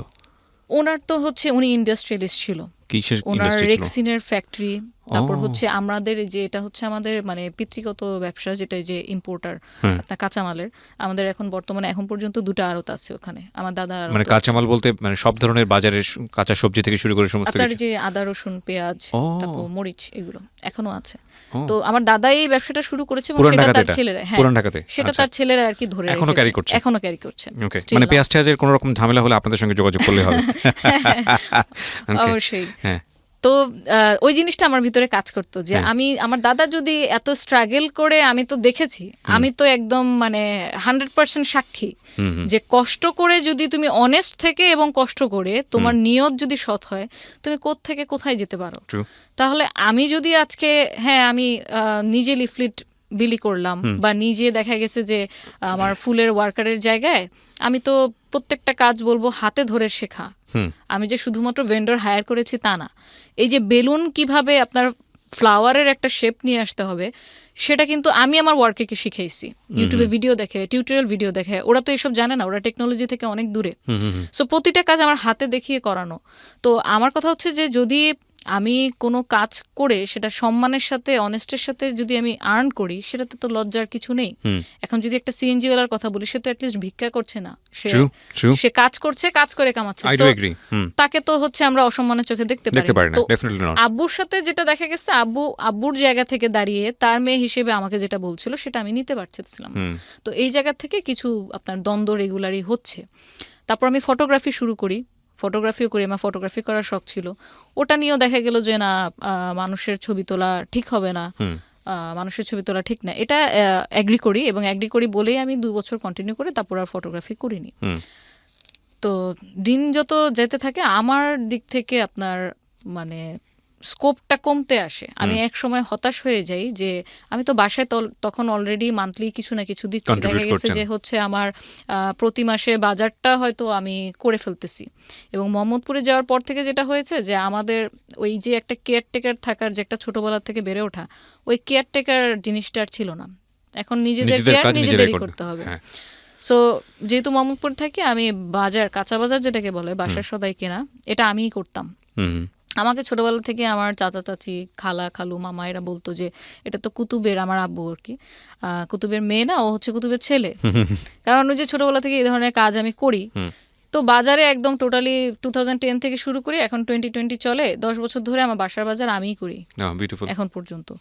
তো তখনও কন্ট্রিবিউট করছি, হয়তো কিছু কন্ট্রিবিউট করতে পারতেছিলাম বলে আব্বু একদম টোটালি জিনিসটাকে মানে ডিসএগ্রি করতে পারেনি। আচ্ছা করতেছে করুক, কিন্তু আব্বুর ধারণা এবং সবার ধারণা, আমার বোনের ধারণাও এটা ছিল যে ইভেন্ট ম্যানেজমেন্ট জিনিসটা মানুষ ভালো চোখে দেখে না। তারা ইভেন্ট বলতে ভাবে যে হয়তো আমরা যেটা দেখি বিভিন্ন ফেয়ারে গেলে আপনার রিপ্রেজেন্টেটিভ থাকে, কিছু হুম ফর্মাল ড্রেসে পরা, আইডি কার্ড ঝুলানো, হুম কি লাগবে স্যার, কি সার্ভিস দিতে পারি, এই ধরনের। হুম ওনাদের কনসেপ্টটা অতটুকুর মধ্যে সীমাবদ্ধ ছিল হুম যে দেখ মানুষ তো আর বুঝবে না যে তুই এখানে নিজে ভেনুতে মানে তুই মালিক, তুই ডিরেকশন দিচ্ছিস কিন্তু কাজ করতেছে তোর আন্ডারে অন্য কেউ। হুম মানুষ কিন্তু ইভেন্ট ম্যানেজমেন্ট বলতে এটাই ভাববে যে তুই নিজে ফিজিক্যালি ওইখানে গিয়ে হয়তো এরকম সবার সাথে মানে অ্যাজ এ জব টাইপের কাজ আর কি এরকম করতেছিস। তো এটা আসলে আমাদের সাথে যায় না। আমাদেরকে মানুষ কি বলবে, যারা পরিচিত আত্মীয় স্বজন আছে এরা তো এটা ভালো চোখে দেখবে না, ইভেন দেখছে না এখন পর্যন্ত, তুই এটা ছেড়ে দে। হুম তো এরকম বোনের সাথেও দ্বন্দ্ব চলতেছে, বাবার সাথেও দ্বন্দ্ব চলতেছে। আমাকে এটা মানে ম্যানেজ করতে খুব কষ্ট করা লাগছে। ম্যানেজ আমি ততদিন পর্যন্ত করতে পারিনি যতদিন না আমি আরও বড় বড় কোনো কাজ আমি নিয়ে আসতে পারতেছিলাম। কন্টিনিউ আমরা মার্কেটিং করার চেষ্টা করতেছি কিভাবে আরেকটু ভালো কাজ করা যায়। তো আল্লাহর অশেষ রহমতে দেখা গেছে যে অ্যাটলিস্ট 3 বছর যখন কেটে যায় আমরা মোটামুটি তখন কিছু টুকটাক কর্পোরেট কাজ করা শুরু করি। ওকে যেমন আমরা বসুন্ধরা সিটি শপিং মলে আপনার রমজান মাসে যে 1 মাসের একটা ডেকোরেশন থাকে আউটডোরে, গেট থাকে, এই কাজটা আমরা প্রভিটা গ্রুপের স্পন্সরশিপ নিলাম, নিয়ে ওদের ব্যানারে আমরা ওখানে ডেকোরেশন করি। তখন আমরা রিয়েলাইজ করি কর্পোরেট কাজ কতটুকু ভ্যাস্ট হয়।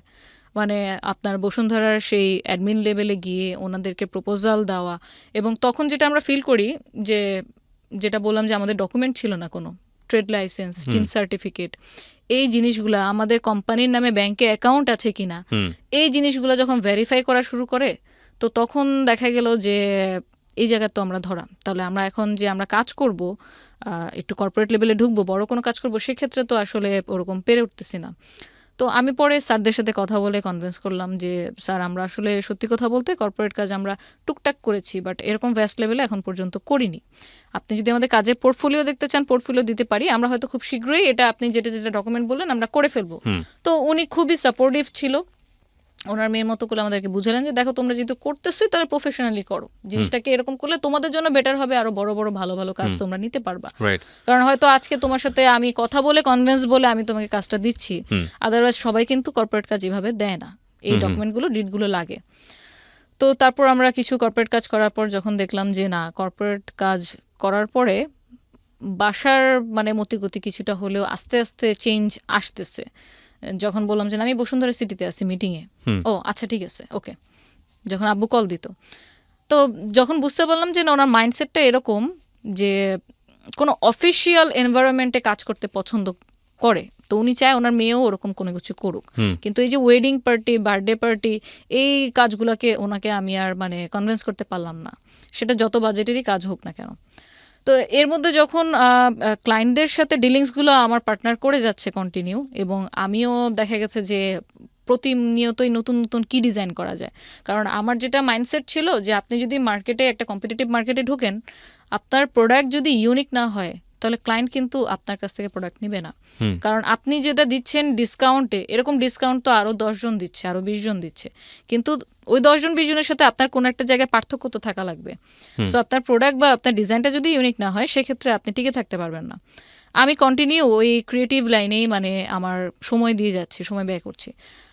এই দিক থেকে যেটা হলো, আমি আমার পার্টনারকে তো টোটালি 100% 10% আমি ট্রাস্ট করে আসতেছি, কারণ হিসাব কিতাব থেকে শুরু করে সবকিছু ওই দেখতো, ব্যাক স্টেজের কাজগুলো আমি দেখতাম, কিন্তু ফ্রন্টাল ডিলিংসগুলো ক্লায়েন্টের সাথে অ্যাকাউন্টসের জিনিসগুলো সব ও দেখছে। 2014 ডিরেক্ট যদি আসি, কারণ এটা কন্টিনিউ হচ্ছে আপনার আপ টু 2014 সেম জিনিসই চলে আসছে। Started from 2010। ইয়া 2010। আপনি 4 বছর পরের কথা বলছেন। হ্যাঁ 4 বছর পরে কথা বলছি। এর মধ্যে তো আমার মানে মোটামুটি একটা নাম টাম হয়ে গেছে, আমাদের পেজে অলমোস্ট আপনার 8000 এর উপর লাইক চলে আসছে, এবং সব অর্গানিক লাইক ছিল, আমরা কখনো পেজ প্রমোশনও করিনি, কারণ ডিজিটাল মার্কেটিং কি তখন আমি জানিই না, জানেন না। হ্যাঁ তো তখন যেটা হলো যে আম্মু সিক হয়ে যায় আপনার 2013 থেকেই। আম্মুর ব্রেনের নার্ভ শুকিয়ে গিয়েছিল, আমরা যেটা বুঝতে পারিনি। তো আম্মু সিক হয়ে যাওয়ার কারণে তখন দেখা গেছে যে মানে বাসায়ও সময় দেওয়া লাগতেছে, পাশাপাশি হচ্ছে আবার ইনকাম কিভাবে বাড়ানো যায় সে চিন্তাও। বাসার মেজো মেয়ে, বড় বোনের বিয়ে হয়ে গেছে, ছোট দুজন তো আরও ছোট, তো এইসব দেখাশোনাগুলো করা, আম্মুর যে হসপিটালে নিয়ে যাওয়া, ডাক্তার কী কী ফলো আপ দিচ্ছে সেই ট্রিটমেন্টগুলো বুঝে নিয়ে আসা, সেগুলো আবার ফলো আপ করা, সব কিছু মিলে ভালোই প্রেশার যাচ্ছিল। কিন্তু বুঝতে পারিনি যে আসলে সামনে কি ঝড় অপেক্ষা করছে। ওয়েট করতেছে। কারণ আমি কন্টিনিউ কাজের মধ্যে, তো কোনো কিছুর দিকে তাকানোর বিন্দুমাত্র কোনো মানে অবকাশ সুযোগ ছিল পাননি। না। যখন দেখলাম যে একদিন খেতে গিয়ে, মানে আম্মু যখন খেতে গিয়ে দেখলাম আম্মুর খাবার এখান থেকে বেয়ে পড়তেছে। আম্মু ঠিকভাবে খাও, তারপর দেখি যে না, যে সে যতই ঠিক করে এদিক দিয়ে পড়তেছে। ওহো। যখন আমরা কোথাও বেড়াতে যেতাম, হাঁটতেছি, আম্মুকে যদি এভাবে হাত দিয়ে না ধরি তো আম্মু স্টেবল হতে পারে না, তার ব্যালেন্সটা পিছনের দিকে চলে যায়।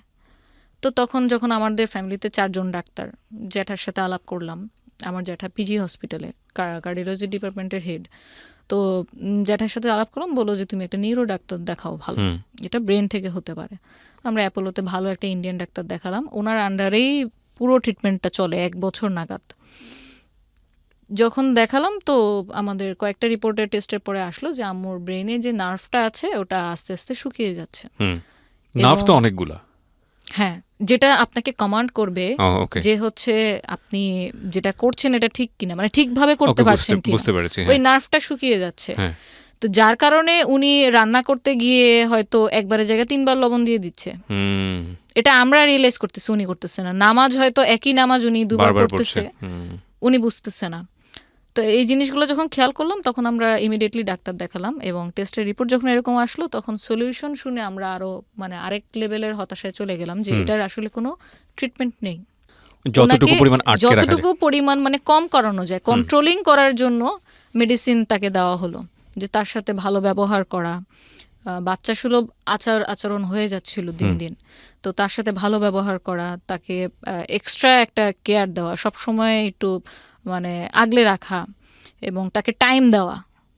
আমার আম্মুর কিন্তু অলমোস্ট আপনার 40 ইয়ার্সের উপর হয়ে গিয়েছে আপনার ম্যারিড লাইফ। তো এই টোটাল জার্নির মধ্যে কিন্তু আম্মুর কোনো ফ্রেন্ড ছিল না, কারণ আম্মু খুব কনজারভেটিভ ফ্যামিলি থেকে আসে এবং খুবই ধার্মিক ছিল। উনি ওনার ফ্যামিলি মেম্বারকেই সবচেয়ে আপন মানে সবসময় ভেবে আসছে।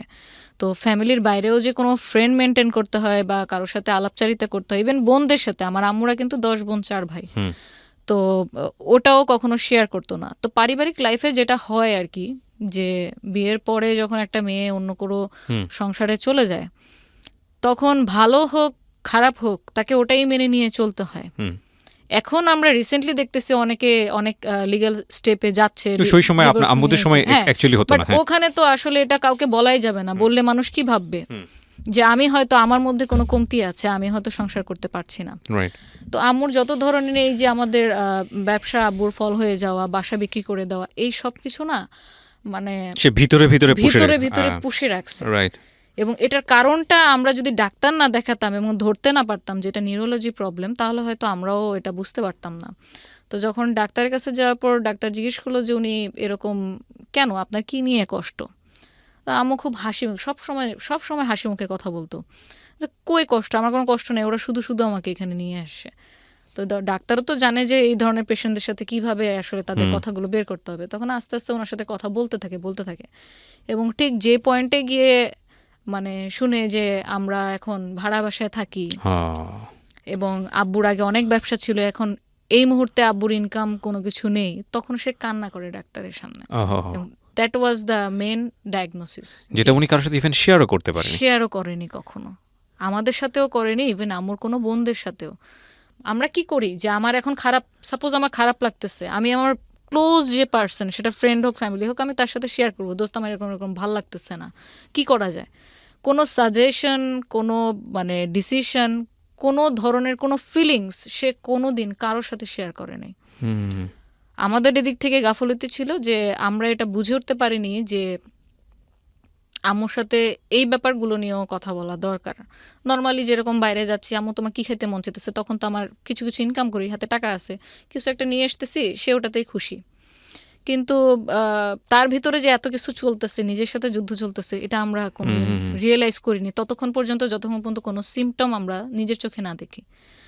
তো যখন এটা ডায়াগনোসিস করা হলো, তারপর ট্রিটমেন্ট শুরু হলো। এখন উইদিন 3 মান্থ মানে আম্মুর অবস্থা এরকম হয়ে গেল যে টোটালি অন্য মানুষ। সে কখনো কখনো কথা উল্টাপাল্টা বলতেছে, মানে এটা কোনো ভাষার মধ্যে পড়ে না, এমনি জাস্ট উল্টাপাল্টা ল্যাঙ্গুয়েজ বলতেছে, কোনো সেন্টেন্সের মধ্যে পড়ে না। মনে হচ্ছে যেন সে অলৌকিক কোনো কিছুর সাথে কথা বলতেছে, কিন্তু অ্যাকচুয়ালি রুমে শুধু আমরাই। কোনো কিছু দিয়ে তাকে থামানো বা তার কাছ থেকে কোনো অ্যান্সার বের করা, এরকম কোনো কিছুই আমরা পারতেছিলাম না। অলমোস্ট 8 মান্থ আপনার এভাবেই চলতে থাকে। নিজেকে অনেক হার্ট করতে করতে দেখা গেছে এখান দিয়ে আপনার ব্লিডিং হচ্ছে। সো 24 আওয়ার্স অবজারভেশনে রাখতে হতো কে না কাউকে না কাউকে। তখন যখন দেখলাম যে আপনার মানে প্রতিদিনই অবস্থা খারাপের দিকে যাচ্ছে, ভালো তো হচ্ছেই না। বাথরুম টাথরুম সে কোনো কন্ট্রোল নাই? বাথরুমের কন্ট্রোল প্রায় আপনার মানে 8 মাস পরে গিয়ে টোটালি আউট অফ কন্ট্রোল হয়ে যায়। তখন আমরা যে আপনার অ্যাডাল্ট যে ডাইপার আছে আমরা সেটা ইউজ করা শুরু করি। তো তার জন্য একটা মেইড রাখা হয়েছিল, উনিও খুব বয়স্ক ছিল, আমরা খালা বলতাম। ওনাকে একদম, যেহেতু আমরা বাসায় থাকি না, আমার ছোট 2 বোন হচ্ছে স্টুডেন্ট, আমি পড়ালেখা করতেছি, পাশাপাশি কাজ করতেছি। আব্বু তখনও চেষ্টা করতেছে কি করা যায়। কিছু কিছু উনি ইনকাম দিত, মানে না দিলে বাসা কেমনে চলতো। সেভিংস ছিল, কিছু কিছু ইনকাম করতো, কিন্তু পার্মানেন্ট যে কোনো একটা ইনকাম সোর্সের সলিউশন সেটা কিন্তু তখনও হয়নি। অ্যান্ড ইটস অলমোস্ট মানে 2013-এর শেষের দিকে। তো যখন দেখলাম যে আম্মুর এরকম কোনো মানে ভালো তো হচ্ছেই না, দিন দিন আরও খারাপ হচ্ছে, তখন দেখলাম যে আমার কাজের প্রেশার কিছুটা যদি কমিয়ে দিয়ে আমি আম্মুর দিকে সময় দিই, হয়তো তার মানে মেন্টাল যে স্টেটটা আছে সেটা একটু বেটার হইতে পারে। তো তখন এক পর্যায়ে দেখলাম যে আম্মুর নিজের উপর থেকে টোটালি কন্ট্রোল নেই, এবং 6 মাস পর্যন্ত ওনার কোনো জ্ঞান ছিল না। মানে কি করতেছে? আমি তানিয়া, আমার ছোট 2 বোন, আমরা যে তার মেয়ে, আব্বু যে তার স্বামী, ওই বাসায় কে কে থাকে, শি হ্যাড নো সেন্স, তার কোনো সেন্স নাই টোটালি।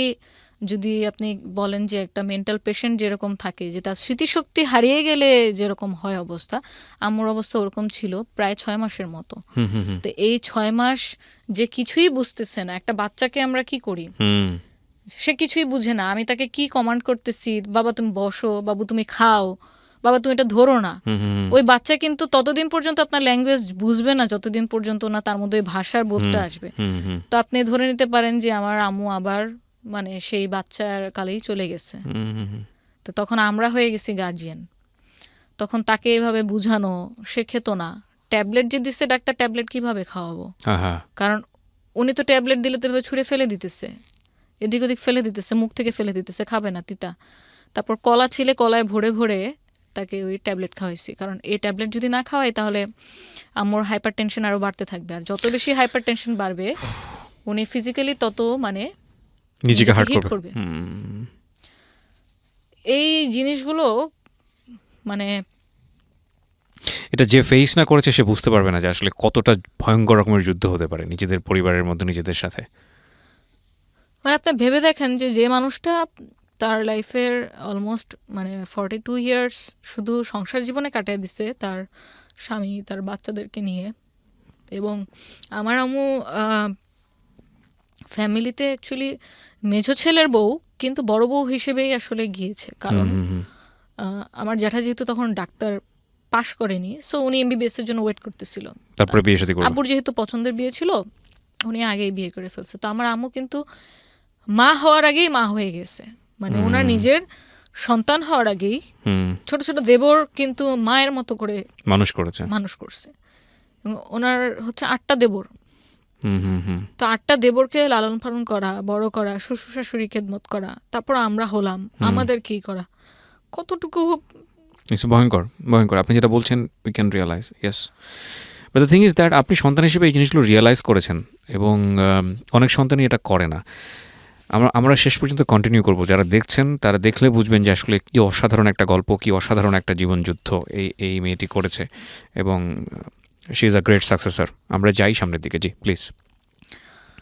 এবং আপনি বলছিলেন যে ওই সময়ই বোধহয় আপনার পার্টনারের সাথে কোনো একটা বিষয় নিয়ে কথা বলতে যাচ্ছিলেন। হ্যাঁ, এটাতে আসতেছিলাম। তো আমার সাথে যখন এই ট্রিটমেন্ট চলতে থাকে, একদিন হঠাৎ আমরা কিন্তু খুব ভালো কাজ করতেছিলাম। আমাদের অলমোস্ট তখন আমি যদি একটু মেনশন করি, আমরা 100টার উপর ওয়েডিং ইভেন্ট করে ফেলি 4 বছরে, উইদিন 4 ইয়ার্স 100টার উপর ওয়েডিং ইভেন্ট করে ফেলি, এবং বার্থডে প্লাস আপনার 40-50টার মতো হয়ে যায় আমরা আস্তে আস্তে খুব রিনোন হয়ে যাই, আমাদের রেগুলার কাজ আসতে থাকে, আমরা কাজ করতে থাকি। হয় কি, আমি জাস্ট নিজের লাইফে আমার আব্বুর প্রতিচ্ছবি দেখতে পারতেছিলাম। আমার আব্বু যতগুলো কর্মচারীকে হাতে ধরে কাজ শিখাইছে, সেই কর্মচারীগুলো একটা পর্যায়ে গিয়ে আব্বুর সাথে বিট্রে করছে, এবং এক্স্যাক্টলি সেম জিনিসটা আমার ক্ষেত্রে হয়েছে। আমি 4 বছর ধরে হাতে কলমে ধরে হোয়াট ইজ ইভেন্ট ম্যানেজমেন্টে কী কী জিনিস থাকে, আমরা কিভাবে ক্লায়েন্টকে অ্যাপ্রোচ করব, ক্লায়েন্ট কিভাবে আমাদের খুঁজে পাবে, আমরা কাকে দিয়ে কোন কাজ করাবো, কোন জিনিস কোথায় পাওয়া যায়, কোন কাজের বিল মার্কেট ভ্যালু অনুযায়ী কতটুকু রাখলে আমরা কাজের ডিলটা লক করতে পারবো, ক্লায়েন্টকে প্রেজেন্টেশন কিভাবে দিব, বার্গেন কোন লেভেলে করব, প্রফিট মার্জিন কত থাকবে, আমাদের মার্কেটিং কস্ট পরবর্তীতে কি কি থাকবে, ইচ অ্যান্ড এভরি ডিটেল হাতে কলমে শিখানো হয়েছে। কারণ ও তো ওই ব্যাকগ্রাউন্ড থেকে ছিল না, বাট আমার তো পার্সোনাল এক্সপিরিয়েন্স ছিল। ইনস্ট্যান্ট একদিন 2014 ফেব্রুয়ারিতে জাস্ট এমনি কোনো আগের থেকে কোনো ঝগড়াঝাটি নেই, কোনো মারামারি কাটাকাটি, নাথিং, ইনস্ট্যান্ট একদিন বলে বসলো, তা নিয়ে আমি আর পার্টনারশিপে বিজনেস করব না। তো আই সেড ওকে, রিজন, কারণ কি, কোনো প্রবলেম হয়েছে আমাকে বলো, শেয়ার করো। তো বললো যে না, কোনো প্রবলেম নাই, বাট আমার কাছে মনে হইতেছে পার্টনারশিপে বিজনেস করার উচিত হবে না, আমি পার্টনারশিপে বিজনেস করতে চাই না। তো এখন তখন আমার কাছে যেটা মনে হলো যে আমি এত কিছু করলাম, জাস্ট কিছু যদি ডকুমেন্টস থাকতো আমার, আমি হয়তো এই সিচুয়েশনটাকে, যখন আমার আম্মু অলমোস্ট মানে এরকম এত অসুস্থ, আমি এত টেনশনে আছি, এখন বাসায় অ্যাডিশনাল আম্মুর একটা ওষুধের খরচও অ্যাড হয়েছে, এবং যে ওষুধগুলো দিত তাতে মান্থলি আপনার 5-6 হাজার টাকা দিয়ে শুধু ওষুধের খরচে চলে যেত। তো তখন আসলে আমার মাথায় কাজ করতেছিল না, আমার জাস্ট এটা মনে হচ্ছিল যে আমি সবচেয়ে বড় ভুল যেটা করলাম, পার্টনার হিসেবে নিয়েছি, সেটার কোনো ডিড আমাদের ছিল না। আমরা যে হসপিটাল ডেকোর নামটা দিলাম, ট্রেড লাইসেন্স তো করিনি, বাট অ্যাটলিস্ট এরকম যদি একটা ডিড থাকতো যে কোনো পর্যায়ে গিয়ে যদি আমাদের মনে হয় আমরা একসাথে কাজ করব না, তাহলে সেক্ষেত্রে আমাদের ডিসিশনটা কিভাবে হবে, কোন ওয়েতে হবে, যে থাকতে চাচ্ছে না সে চলে যাবে, সে কি কোনো রেভিনিউ বা কোনো গুডউইল কোনো কিছু সে ক্লেম করতে পারবে, নাকি মানে কি হবে, এই ব্যাপারটা নিয়ে না আমাদের কোনোদিন মানে ওরালিও কোনো বিষয়ে আলোচনা হয়নি। কারণ হবে কেন, সে তোমার বেস্ট ফ্রেন্ড, তার সাথে আমার মানে প্রত্যেকটা কাজের সম্পর্ক পার্সোনাল, সে আমার সাথে ফ্যামিলির সাথে মানে এত বেশি মিলে গেছিল যে আমার যে পুরান ঢাকায় দাদির বাড়ি, আমি তাকে সে আমার ফ্রেন্ড লাগে, অথচ তাকে আমার সেই বাসাতেও ঘুরতে নিয়ে গেছি, সে ওখানে ঘুরছে, আমার দাদি তখন বেঁচে ছিল, সবাই তাকে খুব আদর যত্ন মানে খুব ভালোভাবে তাকে ট্রিট করছে। সো যখন হুট করে এরকম একটা প্রপোজাল ওর কাছ থেকে পাই যে ও আমার সাথে আর থাকতে চাচ্ছে না, ও আলাদা মানে এই বিজনেসই করবে, বাট আলাদা কোনো একটা নাম নিয়ে করবে, ওর পার্সোনাল নাম নিয়ে করবে। তো তখন সাধারণভাবে আমি কোশ্চেন করলাম যে আচ্ছা ঠিক আছে, তুমি যেহেতু থাকতে চাচ্ছ না, তাহলে এই হসপিটাল ডেকোর এটা আমি কন্টিনিউ করব, তুমি তাহলে তোমার নতুন নামে করো। হ্যাঁ, আমি কোনো ঝামেলাতেই আসলে জড়াতে পছন্দ করি না, ঠিক আছে তুমি করো। ওটাতেও হচ্ছে প্রবলেম ছিল, কারণ অলরেডি তুমি কেন একটা মানে অলরেডি এটা একটা রেপুটেশন গেইন করে ফেলছে, 9,000 লাইক আছে, 8,000 লাইক আছে পেজে। সো সে মানে আমাকে চ্যালেঞ্জ থ্রো করলো, যেটাকে বলে ডিরেক্ট ভাষায়, যে তুমি যদি আসলেই কাজ জানো, তাহলে তুমি মার্কেটে এসে দেখাও অন্য নামে, একই সাথে দুজন শুরু করি, দেখি কে আগে যায়। ফাইনাল ডিসিশনটা কি হলো আলটিমেটলি? জিনিসটা তো খুব মানে আমি জানি এটা কাদা ছোড়াছুড়ি হয়েছে এবং এটা নিয়ে অনেক ধরনের অভিজ্ঞতা, খুব ব্যাড এক্সপিরিয়েন্স আপনার আছে। সো হসপিটাল ডেকোর যেটা আপনি বলছিলেন, ওটা কি আপনারা দুজনে শেয়ার করলেন না বন্ধ করে দিলেন? না, ওটা এখন আলটিমেটলি মিউচুয়াল ডিসিশন যেটা হলো যে ওটা টোটালি বন্ধ, এবং দুটা নাম, এবং আমি যে নামে এখন পরিচিত সিইও হিসেবে, এটা হচ্ছে ভার্সেটাইল ইভেন্ট মেকার। ওরপর আপনি ভার্সেটাইল শুরু করলেন। তো ইন দ্য মিন টাইম 4 বছর কাজ করার পরে কি আপনার মনে হয়েছিল যে না ঠিক আছে, কোথায় কোথায় ভুল ছিল, রেজিস্ট্রেশনে ভুল ছিল, বা পাবলিকলি এটাকে প্রপার্টি বানাতে হলে গভর্নমেন্ট রেজিস্ট্রেশনের প্রয়োজন হয়? এক্স্যাক্টলি। সো আমি জাস্ট সেটাই করলাম যে আমার এই 4 বছরের যে বিটার এক্সপিরিয়েন্সটা হলো, যে কি গাফিলতির কারণে আমি আজকে এই দশা হলো, আমি সেই সব কিছুই আমার এই নেক্সটের ক্ষেত্রে আমি ইমপ্লিমেন্ট করলাম। আমার এখন ট্রেড লাইসেন্স, টিন সার্টিফিকেট, নিজস্ব অফিস, সবকিছুই, এবং আমার সোর্সিং আমি ছাড়া কেউ জানে না, যে ভুলটা আমি আমার মানে পাস্ট এক্সপিরিয়েন্স আর কি গেইন করলাম। তো যখন শুরু করলাম তখন আমার জন্য একটু ডিফিকাল্ট ছিল যে নতুন একটা কোম্পানি, কারণ সবচেয়ে মোস্ট ডিফিকাল্ট পার্ট ছিল যে ক্লায়েন্ট যেহেতু ও ডিলিংস করতো, সো ক্লায়েন্টের আপনি ফোন নাম্বার বলেন, মেল আইডি বলেন, আমার কাছে কিন্তু কোনো ডকুমেন্টস নাই, সবকিছু ওর কাছেই ছিল। তো তারপরেও আমি সাহস নেই, কারণ আমাকে তো করতে হবে। আমি অলরেডি বাসায় সাপোর্ট দিয়ে যাচ্ছি, এখন যদি মাঝপথে এসে আমি এভাবে বন্ধ করে দিই, অলরেডি এখন বাসায় আরও কন্ট্রিবিউশনের দায়িত্ব বেড়ে গেছে, তো তখন কি করব? তো আমি কোনো ঝামেলা না জড়ে আমি ওকে ওর মতো থাকতে দিই, আমি আমার মতো থাকি। আমি ওদিন থেকে ওর পর থেকে, সেই মুহূর্তের পর থেকে আমি ওর সাথে আর কোনো কন্ট্যাক্ট আজ পর্যন্ত করিনি। তো 2014 তে নতুন জার্নি শুরু হলো আমার ভার্সেটাইল ইভেন্ট মেকারের।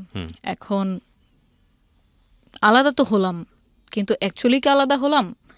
কারণ যেই লোকগুলোকে আমি মাইনে দিতাম, যে লোকগুলোকে দিয়ে আমি কাজ করাতাম, সে তো সেম লোকগুলোকে দিয়ে এক্সট্রা পেমেন্ট দিয়ে সে কাজ করিয়ে নিচ্ছে। রাইট। যে ওয়্যারহাউস থেকে আমি রেন্টে কাপড় বা ফুল ভাড়া করতাম, সে তো সেম ওয়্যারহাউস, ওই জায়গা থেকে নিচ্ছে। তাহলে আমি শুধু নামটা পরিবর্তন করলাম, কিন্তু আমার আর বাকি সবকিছুই কিন্তু, কঙ্কালটা কিন্তু সেম রয়ে গেল। রাইট। এই জিনিসটা নিয়েও যখন ফিউচারে দেখলাম যে না আমি বুকিং দিচ্ছি, টাইমলি পাচ্ছে না, বলছে সেই বুকিংয়ে চলে গেছে, না উনি আগে বুকিং দিচ্ছে, এটা নিয়েও যখন দেখলাম যে দোটা না, আমি তখন ভাবলাম ভাই আমি ওয়েডিংয়ে কাজই করব না, আমি টোটালি আমার লাইনই চেঞ্জ করে ফেললাম, আমি ওয়েডিংয়ে কাজ করব না, আমি শুধু বার্থডে নিয়ে করি, দেখি আল্লাহ কি রাখছে কপালে। ওকে। জানি না আল্লাহ কোত্থেকে এত এত সাহস, এত শক্তি, এত ধৈর্য আমার মধ্যে দিচ্ছে যে আমি কোনো কিছু নিয়ে ঝামেলা করতে চাইনি, আমি জাস্ট ফোকাস করছি আমার গোলে, আমি কি করতে চাই। কোনো একটা সোশ্যাল ইভেন্ট, আপনার বার্থডে ইভেন্ট ছিল, লাকিলি ওনারা মনে হয় যেন আল্লাহ তাকে ফেরেস্তা হিসেবে পাঠিয়ে দিছিল আমার লাইফে, নয়তো আমার এই টার্নিং পয়েন্টটা আসতো না জার্নির। তো ওনারা পেশাগতভাবে ছিল সেনাবাহিনীর, ওনার হাজব্যান্ড ওয়াইফ, ওনাদের ছেলের বার্থডে ছিল। তো ওই বার্থডেটার কাজের ডেকোরেশন আমি যেই থিমে করে দিই, এমনভাবে করে দিই, আমার ডিরেক্টলি বলতে গেলে ওই কাজে লস হয়েছিল, 3,500 টাকা আমার পকেট থেকে গেছে। বাট মনে করেন যে আমি আজকে আপনার সামনে বসে কথা বলতেছি, আমি ধরে নিব যে আমি হয়তো ওনাদের সাথে পরিচয় না হলে আমি হয়তো আজকে আপনার সামনে কথাও বলতে পারতাম না, কারণ ওই পজিশনে আমি যেতে পারতাম না। তো আমার কাজে ওনারা এত বেশি প্লিজড হলো যে আমাকে ডিরেক্টলি আমাকে নিয়ে আধা ঘন্টা ওনারা কথাও বললো যে আপনি কি কি কাজ করেন, কতদিন ধরে কাজ করতেছেন। যখন আমি ওনাদের সাথে আমি বললাম যে আমি সবাইকে সত্য কথা বলি, আমার সাথে এই হয়েছে, আমি এত তারিখ থেকে 2010 থেকে কাজ শুরু করছি, এর মধ্যে কর্পোরেট এদের সাথে কাজ করছি, তো আপনাদের যদি নেক্সটে কোনো কাজ হয় আমাকে বলেন। আমি কিন্তু জাস্ট সোশ্যাল ইভেন্ট এই ধরনের হিসেবে আমি বলছি, বাট আমি জানতাম না যে আমার সামনে এত বড় একটা অপরচুনিটি ওয়েট করতেছে।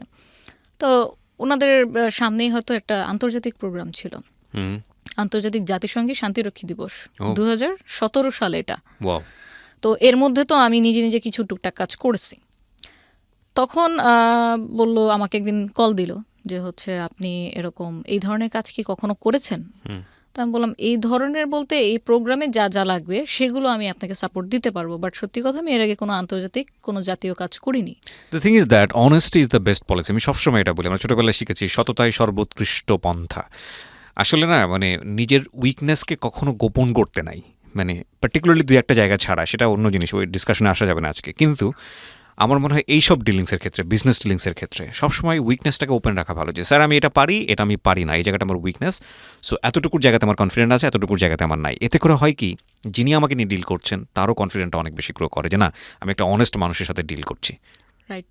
এবং এই জিনিসটা আমাকে অনেক গ্রো করতে অনেক হেল্প করেছে। যেমন আমি ওনাদেরকে বলেছি যে আমি এর আগে কখনো কোনো ন্যাশনাল বা ইন্টারন্যাশনাল ইভেন্ট করিনি, বাট কর্পোরেট ইভেন্ট করার এক্সপিরিয়েন্স আমার আছে।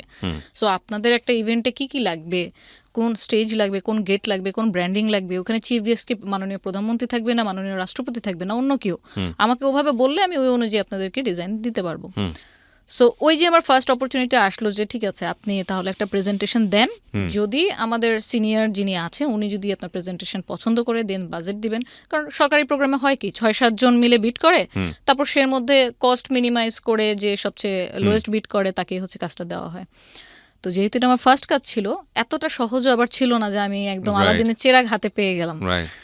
তো ওনারাও আমাকে আমার ক্যাপাবিলিটি টেস্ট করার জন্য আমাকে প্রথমে ওনাদের পার্সোনাল একটা ছোট ইভেন্ট আমাকে দেয়, যে তুমি যদি এখানে প্রুফ করে দেখাইতে পারো, তোমার কাজ দেখে আমরা বুঝবো নেক্সট কাজটা আমরা তোমাকে দিব কিনা, কাজ তো দিব পরের কথা, প্রেজেন্টেশন দেওয়ার পারমিশন তোমাকে দিব কিনা। সো আল্লাহর অশেষ রহমত যে ওই প্রোগ্রামে 100% স্যাটিসফ্যাকশন আমি অন্যদের কাছ থেকে নিই, এবং আমি আমার 100% 200% আমি দেওয়ার ট্রাই করছি, এবং আই এম ব্লেসড যে আমি ওনাদের মতো গার্জিয়ানই বলবো, কারণ আমার কাছে এখন সেনাবাহিনী একটা ফ্যামিলি হয়ে গেছে, আমার সেকেন্ড ফ্যামিলি। কারণ আমি গত 4 বছর ধরে প্রতিটা ইভেন্ট আমি সেনাবাহিনীর ইভেন্টই করছি, আমি সিভিল ইভেন্টের মধ্যে শুধু বার্থডে ছাড়া আর কোনোটা করিনি। তো তখন আমাকে সিলেক্ট করলো যে আপনিও প্রেজেন্টেশন দেন। তো Okay. ওই যে 2017 থেকে আমি শুরু করলাম ওনাদের সাথে পথ চলা, এবং দীর্ঘ আপনার 1.5 মাস লাগিয়ে একটা প্রেজেন্টেশন বানানো, সেটা বারবার চেঞ্জ করা, ডিজাইন চেঞ্জ করা, এবং আপনি আলটিমেটলি যখন ওই কাজটা পান, 48 ঘন্টা মানুষের চোখের পলক কিভাবে খোলা থাকে এটা আমি ওনাদের কাজ করতে গিয়ে শিখেছি। 24 ঘন্টা আগে আপনাকে ওয়ার্ক অর্ডার দেওয়া হবে, 24 ঘন্টার মধ্যে আপনি 3টা ভেন্যু ডেকোরেশন কিভাবে করবেন এটা আমি ওনাদের সাথে কাজ করতে গিয়ে শিখেছি। তো এই 4 বছরের মানে পেশাগত যোগ্যতায় বলবো যে আমাকে ওনারা জাস্ট মানে ওয়ান ম্যান আর্মি বানিয়ে দিচ্ছে। Wow. তো এখন So যদি you have আমাকে achieved a lot. অনেক অনেক মানে আমি কি বলবো, আমি খুবই গর্ববোধ করি এটা বলতে যে আমি সেনাবাহিনীর কাজ করি, কারণ definitely. আমার কিছু প্রোটোকলের কারণে এই ধরনের প্রোগ্রামের কোনো ডকুমেন্টেশন কোনো কিছু আমরা মানে পাবলিকলি এটা দেই না। এখানে আচ্ছা। আমাদের কিছু প্রোটোকলের ব্যাপার আছে, হ্যাঁ। যতটুকু দেওয়া প্রয়োজন আমরা শুধু ততটুকুই আমাদের ফেসবুক পেজে দেই। তো অনেকেই ভাবে কি আমার পুরাতন যে ক্লায়েন্টরা যে আপু আপনি কি এখন ইভেন্ট করেন না, আপনি কি ইভেন্ট ছেড়ে দিচ্ছেন? তো তারা হয়তো জানে না যে ভার্সেটাইল ইভেন্ট মেকার হচ্ছে আমার কোম্পানি। সো আমি আর কখনো ওই বিষয়টা নিয়ে আসলে আর মানে বলতে যাই না যে হ্যাঁ করি, কর্পোরেট কাজ করি, বাট আপনার কোনো কাজ হলে বলেন, অবশ্যই করে করে দিব। দিব, হ্যাঁ। তো আমি খুব এটা প্রাউড ফিল করি যে যেই মানুষটাকে আমি সবকিছু শিখালাম সেখান থেকে যখন আবার আলাদা হয়ে গেলাম, আমি এরকম প্রবলেমেটিক ফেস করার কারণে আমি ওয়েডিং সেক্টরটাই ছেড়ে দিলাম, দেন শুরু করলাম আবার নতুন করে টোটালি কর্পোরেট, তাও বাংলাদেশ সেনাবাহিনীর সাথে। সো ওইখানে কাজ করার ক্ষেত্রে আপনার প্রতিটা বছর 2017, 18, 19 পরপর 3 বছর কিন্তু এই প্রোগ্রামটা আমিই করি। ওকে। এবং 2019 সালেও আপনার এই যে সমরাষ্ট্র প্রদর্শনী যেটা প্যারেড গ্রাউন্ডে হয়, সেখানে বঙ্গবন্ধু স্টল, যেটাতে মাননীয় প্রধানমন্ত্রী সর্বপ্রথম এন্ট্রি করেছিল, ওই স্টলটা আমার হাতে করা, ওটার প্রত্যেকটা ডিজাইন আমার হাতে করা।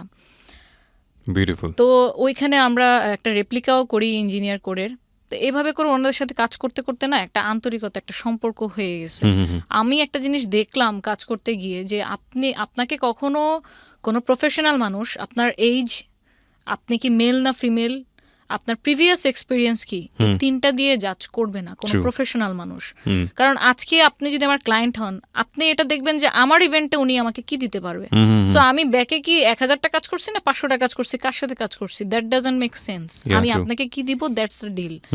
সো আমি ওনাদের সাথে কাজ করতে গিয়ে সত্যিকারে মানে অনেক অনেক অনেক কিছু শিখেছি, এবং আমার লাইফের এই টার্নিং পয়েন্টটা আমি সম্পূর্ণভাবে ধন্যবাদ জানাই যে আমাকে এমনভাবে সাপোর্ট ওনারা দিয়েছে। এবং আমি যে হার্ডওয়ার্ক, ওনাদের সাথে আর্মিদের সাথে কাজ করা এত সহজ না। ওনারা প্রতিটা লেয়ারে যেভাবে কারেকশন করে, প্রত্যেকটা জিনিস যেভাবে ইঞ্চি ধরে ধরে মানে বুঝে নেয়, এটার সাথে মানে টিকে থাকাটা আমি মনে করি যে আমার ভিতর আল্লাহ অন্য কোনো কিছু হয়তো দিয়ে দিয়েছে। কারণ আমি আমার সমগোত্রেরই অনেক কলিগকে দেখেছি সেনাবাহিনী বিভিন্ন লেডিস ক্লাবের প্রোগ্রাম করেছে, কিন্তু যখন এই বারবার কারেকশনগুলো আসে না, লাস্ট মোমেন্টে যখন 11th আওয়ারে কারেকশন আসে, এই কাপড়টা ভালো লাগছে না, কাপড়ের এই কালারটা চেঞ্জ করে দেন, তখন আমাদের মাথা নষ্ট, কি করব, রিসোর্স তো এখানে নাই।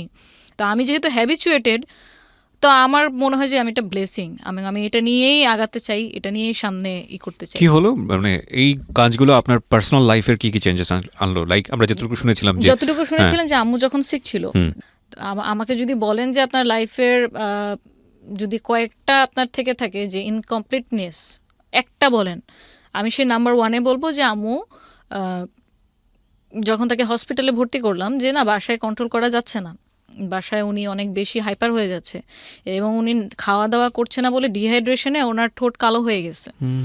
এখন যদি আমি ইমিডিয়েটলি ওনাকে স্যালাইন না দিই, আমিও আমাকে বাঁচাতে পারবো না। ইবনে সিনা বলেন, আমাদের ধানমন্ডির আশেপাশে যে কয়টা হসপিটাল প্রাইভেট ছিল, কেউ ভর্তি রাখেনি। কেন? কারণ সবাই ভাবতেছে উনি মেন্টাল পেশেন্ট। তো ওনাকে তো নর্মাল হসপিটালে কেউ ভর্তি রাখেনি। তারপর আমরা ওখানে বাবর রোডেই একটা প্রাইভেট হসপিটাল ছিল, মানসিক হাসপাতাল, সেখানে আম্মুকে মানে নিয়ে যাই যে দেখেন এখন বাঁচাইতে হবে, আপনি স্যালাইন দেন, যা দেন, অন্য হসপিটালে ভর্তি নিচ্ছে না। আম্মু এখানে 7 দিন ভর্তি থাকে, এবং ওদের যে রুলস রেগুলেশন ছিল যে পেশেন্টের সাথে পেশেন্টের কোনো অ্যাটেন্ডেন্স অ্যালাউ না, কারণ ওইখানে ওনারা আল্লাহ জানে মানে এমনভাবে ট্রিট করে পেশেন্টের সাথে যেটা মানে অ্যাটেন্ডেন্সটা দিতে পারবে না। আমি সেখানে, আম্মু কোনো সেন্স নাই, আমি যে তার মেয়ে সে জানেও না, কিন্তু আম্মুকে যে নিয়ে যাচ্ছে টেনে, আম্মু আমার হাত এভাবে ধরে রাখছে, হাত ছাড়তেছে না, মানে সেটা রিয়েলাইজ করতেছে, বুঝতেছে যে কোথাও যাচ্ছে।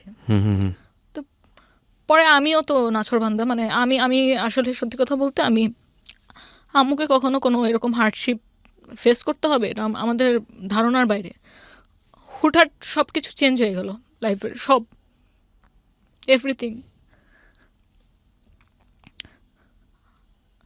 7 দিন এখানে ভর্তি থাকার পর প্রতিনিয়ত ইঞ্জেকশন পুশ করতেছে, স্যালাইন দিচ্ছে, খাওয়ানোর চেষ্টা করতেছে। কিছু কিছু ভালো মানুষ থাকে যে আপনার মারা যাওয়ার আগে খুব ভালো ভালো কথা বলে, ভালো মেমোরিগুলো দিয়ে যায় যাদেরকে রেখে যায়। তো আম্মুর সাথে যে এই 1 বছর এত অসুস্থতা, এত কিছু, আমাদেরকে চিনতে পারতেছে না, নিজেকে হার্ট করতেছে, খাচ্ছে না, ডাইপার চেঞ্জ করানো লাগতেছে, গোসল করানো লাগতেছে, সব কিছু আমরা করতেছি। উনি চিনতেছে, ওনার মধ্যে কোনো হাইপার টেনশন কাজ করতেছে না। জাস্ট ওই হসপিটাল থেকে নিয়ে আসলাম, আব্বুকে দেখে জড়ায়া ধরলো, মানে এতদিন পর দেখছে। 6 মাস পর যখন আমার মা আমাকে চিনতেছে, এর চেয়ে খুশির আর কিছু নাই। It's a blessing. তো আমরা আবার ফলো আপের জন্য ডাক্তারের কাছে যাই। তো ডাক্তারের সময় যাওয়ার জন্য আম্মু সবসময় মানতো যে হচ্ছে ম্যারিড মহিলাদের নাক ফুল থাকা লাগবে, চুড়ি পরা থাকা লাগবে, নয়তো এটা ভালো না। তো আম্মু তো চুড়ি খুঁজতেছে, তানি আমার চুড়ি কোথায়, আমাকে চুড়ি দে, হুইল চেয়ারে বসা, ডাক্তারের কাছে যাব। তো আমি বলছি আম্মু তোমার চুড়ি তো খুলে রাখছি, তুমি এরকম ব্যথা পাও এই জন্য খুলে রাখছি। ডাক্তার বলছে ওনার সামনে কোনো ধরনের কোনো জিনিসপত্র রাখবেন না, উনি যদি হার্ট করে। আচ্ছা ঠিক আছে, তাহলে আমি বলছি আমি তোমাকে চুড়ি আইনে দিব না। তো আমাকে কবে কিনে দিবা? কিনে দিব, আমি কালকে চুড়ি কিনে দিব। আচ্ছা ঠিক আছে, তাহলে এখন কিছু একটা দাও। পরে আমাদের ব্রেসলেট খুলে আম্মুকে পরাইয়া দিছি। তখন আর ভিতরে যাইনি যে চুড়ি বের করব। এই কালকে যে আমার লাইফে আর কোনোদিন আসবে না, এটা তো ভাবি নাই। আমি জাস্ট পরের দিনই আমি একটা বিল পাইলাম আমার কাজের, ভালো অঙ্কের টাকা ছিল। আমার দুলাভাইকে নিয়ে বসুন্ধরা সিটিতে গেলাম, গোল্ডের দোকানে চুরি কেনার জন্য। চুড়ি কেনার জন্য। এখন আম্মুর যে ফিজিক্যাল প্রবলেমগুলো হচ্ছিল, এটার জন্য আমরা আবার বাসায় ফিজিওথেরাপিস্ট অ্যাসাইন করি, যে ওনাকে কিভাবে হাত এরকম করা যাবে, পা ব্যায়াম করানো, মুখের ব্যায়াম করানো, এই জন্য ফিজিওথেরাপিস্ট হায়ার করি। ওটাও চলছিল ভালোই। তো হঠাৎ করেই কেবল গোল্ডের দোকানে ওই দিন কেমন যেন একটা অশান্তি লাগতেছিল। আমি কিন্তু এই টানা 1 বছর আম্মুকে বাসায় রেখেই কাজে গেছি, বের হয়েছি, বাট কখনো এরকম মানে এই ফিলিংসটা কখনো হয় নাই। কেমন যেন একটা মানে কি যেন নাই, এরকম একটা ফিল করতেছি। তা আমি বারবারই আমার দুলাভাইকে তাড়া দিচ্ছি, ভাই তাড়াতাড়ি করেন, তাড়াতাড়ি করেন, তাড়াতাড়ি করেন, তাড়াতাড়ি নেন, কারণ আসলামই তো মাত্র, দাঁড়াও বাইকটা পার্ক করতে দাও। গোল্ডের দোকানে গেলাম, সাথে সাথে আপনার ফিজিওথেরাপিস্টের ফোন, আপু তাড়াতাড়ি আসো, আম্মু কেমন যেন করতেছে। আমার তো একদম মানে মনে এমন একটা মানে চিপ মারছে, আমি নিঃশ্বাস নিতে পারতেছিলাম না। ওইখানে রেখেই আর কোনো কিছু নেওয়ারই নেই, তাড়াতাড়ি যত দ্রুত সম্ভব বাসায় আসতে আসতে আমি আমার ডাক্তার চাচাকে ফোন দিই, আমার 8 নম্বর চাচাও ডাক্তার সার্জারির, ওনাকে ফোন দিই যে কাকা এরকম আম্মু নাকি কোনো রিয়্যাক্ট করতেছে না। তো ফিজিওথেরাপিস্ট এরকম ব্যায়াম করাইতেছে, বাট উনি কোনো রেসপন্স করতেছে না। তো বলে এরকম ওই যে বুকে আপনার প্রেশার দেওয়া, মাউথ টু মাউথ হচ্ছে আপনার অক্সিজেন দেওয়া, এগুলো করতে বল, আর তুই একটা অ্যাম্বুলেন্স কল কর ইমার্জেন্সি। তো আমি ওই বাইকে বসে বসেই আমি অ্যাম্বুলেন্স কল করলাম, আমার বাসার কেয়ারটেকারকে বললাম, একসাথে 3টা অ্যাম্বুলেন্স বাসার নিচে রেডি। তা আমি জাস্ট গিয়ে মানে দোতলাতেই ছিলাম জাপান গার্ডেন সিটিতে, সিঁড়িতে উঠতে গিয়ে পড়ে গেলাম। আরেকটা বাধা, আমার তো অলরেডি বাধা সকাল থেকেই মনের মধ্যে কেমন লাগতেছে। তো ঢুকে দেখি আমার হাত পা ঠান্ডা হয় নাই, কিন্তু আমার রেসপন্স করতেছে না। বিশ্বাস করেন মানে আমি বুঝি নাই যে আমু নাই, কারণ এর আগে তো অনেক ডিফিকাল্টি ফেস করে আসছি অলমোস্ট 1 বছর। অনেকবার আম্মু সেন্সলেস হয়ে গেছে, অনেকবার অনেক কিছু হয়েছে, কিন্তু ওই দিনই কেন যেন মনে হইতেছিল যে আম্মু মনে হয় নাই। পরে আমরা ধরে টরে এগুলো বাসায় ওই ইনিশিয়াল ট্রিটমেন্ট দিয়ে কিছু হয়নি, আমরা পাশেই সিটি হসপিটাল নিয়ে গেলাম ইমার্জেন্সিতে। ওইখানে সারাক্ষণই ধাক্কাইতেছি, আম্মু উঠো উঠো উঠো উঠো, কথা বলো, আমি আসছি তো, তোমার জন্য চুড়ি কিনতে গেছিলাম, চুড়ি নিয়ে আসতে পারি নাই, যাবো তোমার নিয়ে যাবো, চোখ খুলো। কোনো কিছুতে কোনো সারা শব্দ নাই। যখন ইসিজি রিপোর্টটা হাতে পেলাম, জাস্ট একটা ব্ল্যাঙ্ক লাইন।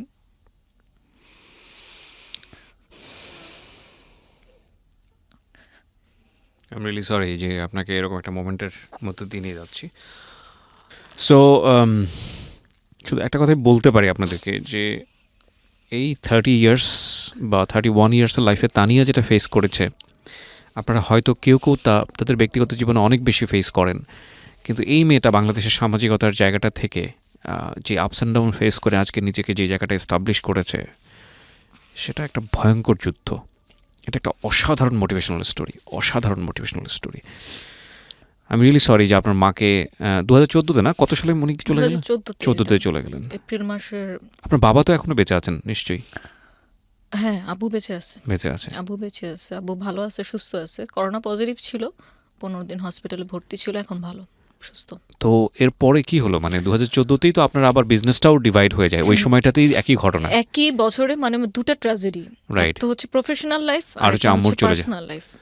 বাট আপনি গিভ আপ করেন নাই? আমি গিভ আপ করিনি কেন ভাইয়া? আমি মানে বয়সের তুলনায় অতিমাত্রায় আমি প্র্যাকটিক্যাল। তো মন খারাপ কার না হবে? যার মা নাই তার কেউ নাই। আমার এত সাকসেস, এত মানে অলরেডি অ্যাসেট আমি ক্রিয়েট করেছি কাজ করে, অলরেডি একটা সামাজিক একটা পজিশন আমি নিতে পারছি। বাট এই সব কিছুর ভ্যালুর সাথে যদি আপনি মেজার করেন, আম্মু নাই, আমার কাছে মনে হবে আমি আসলে খালি।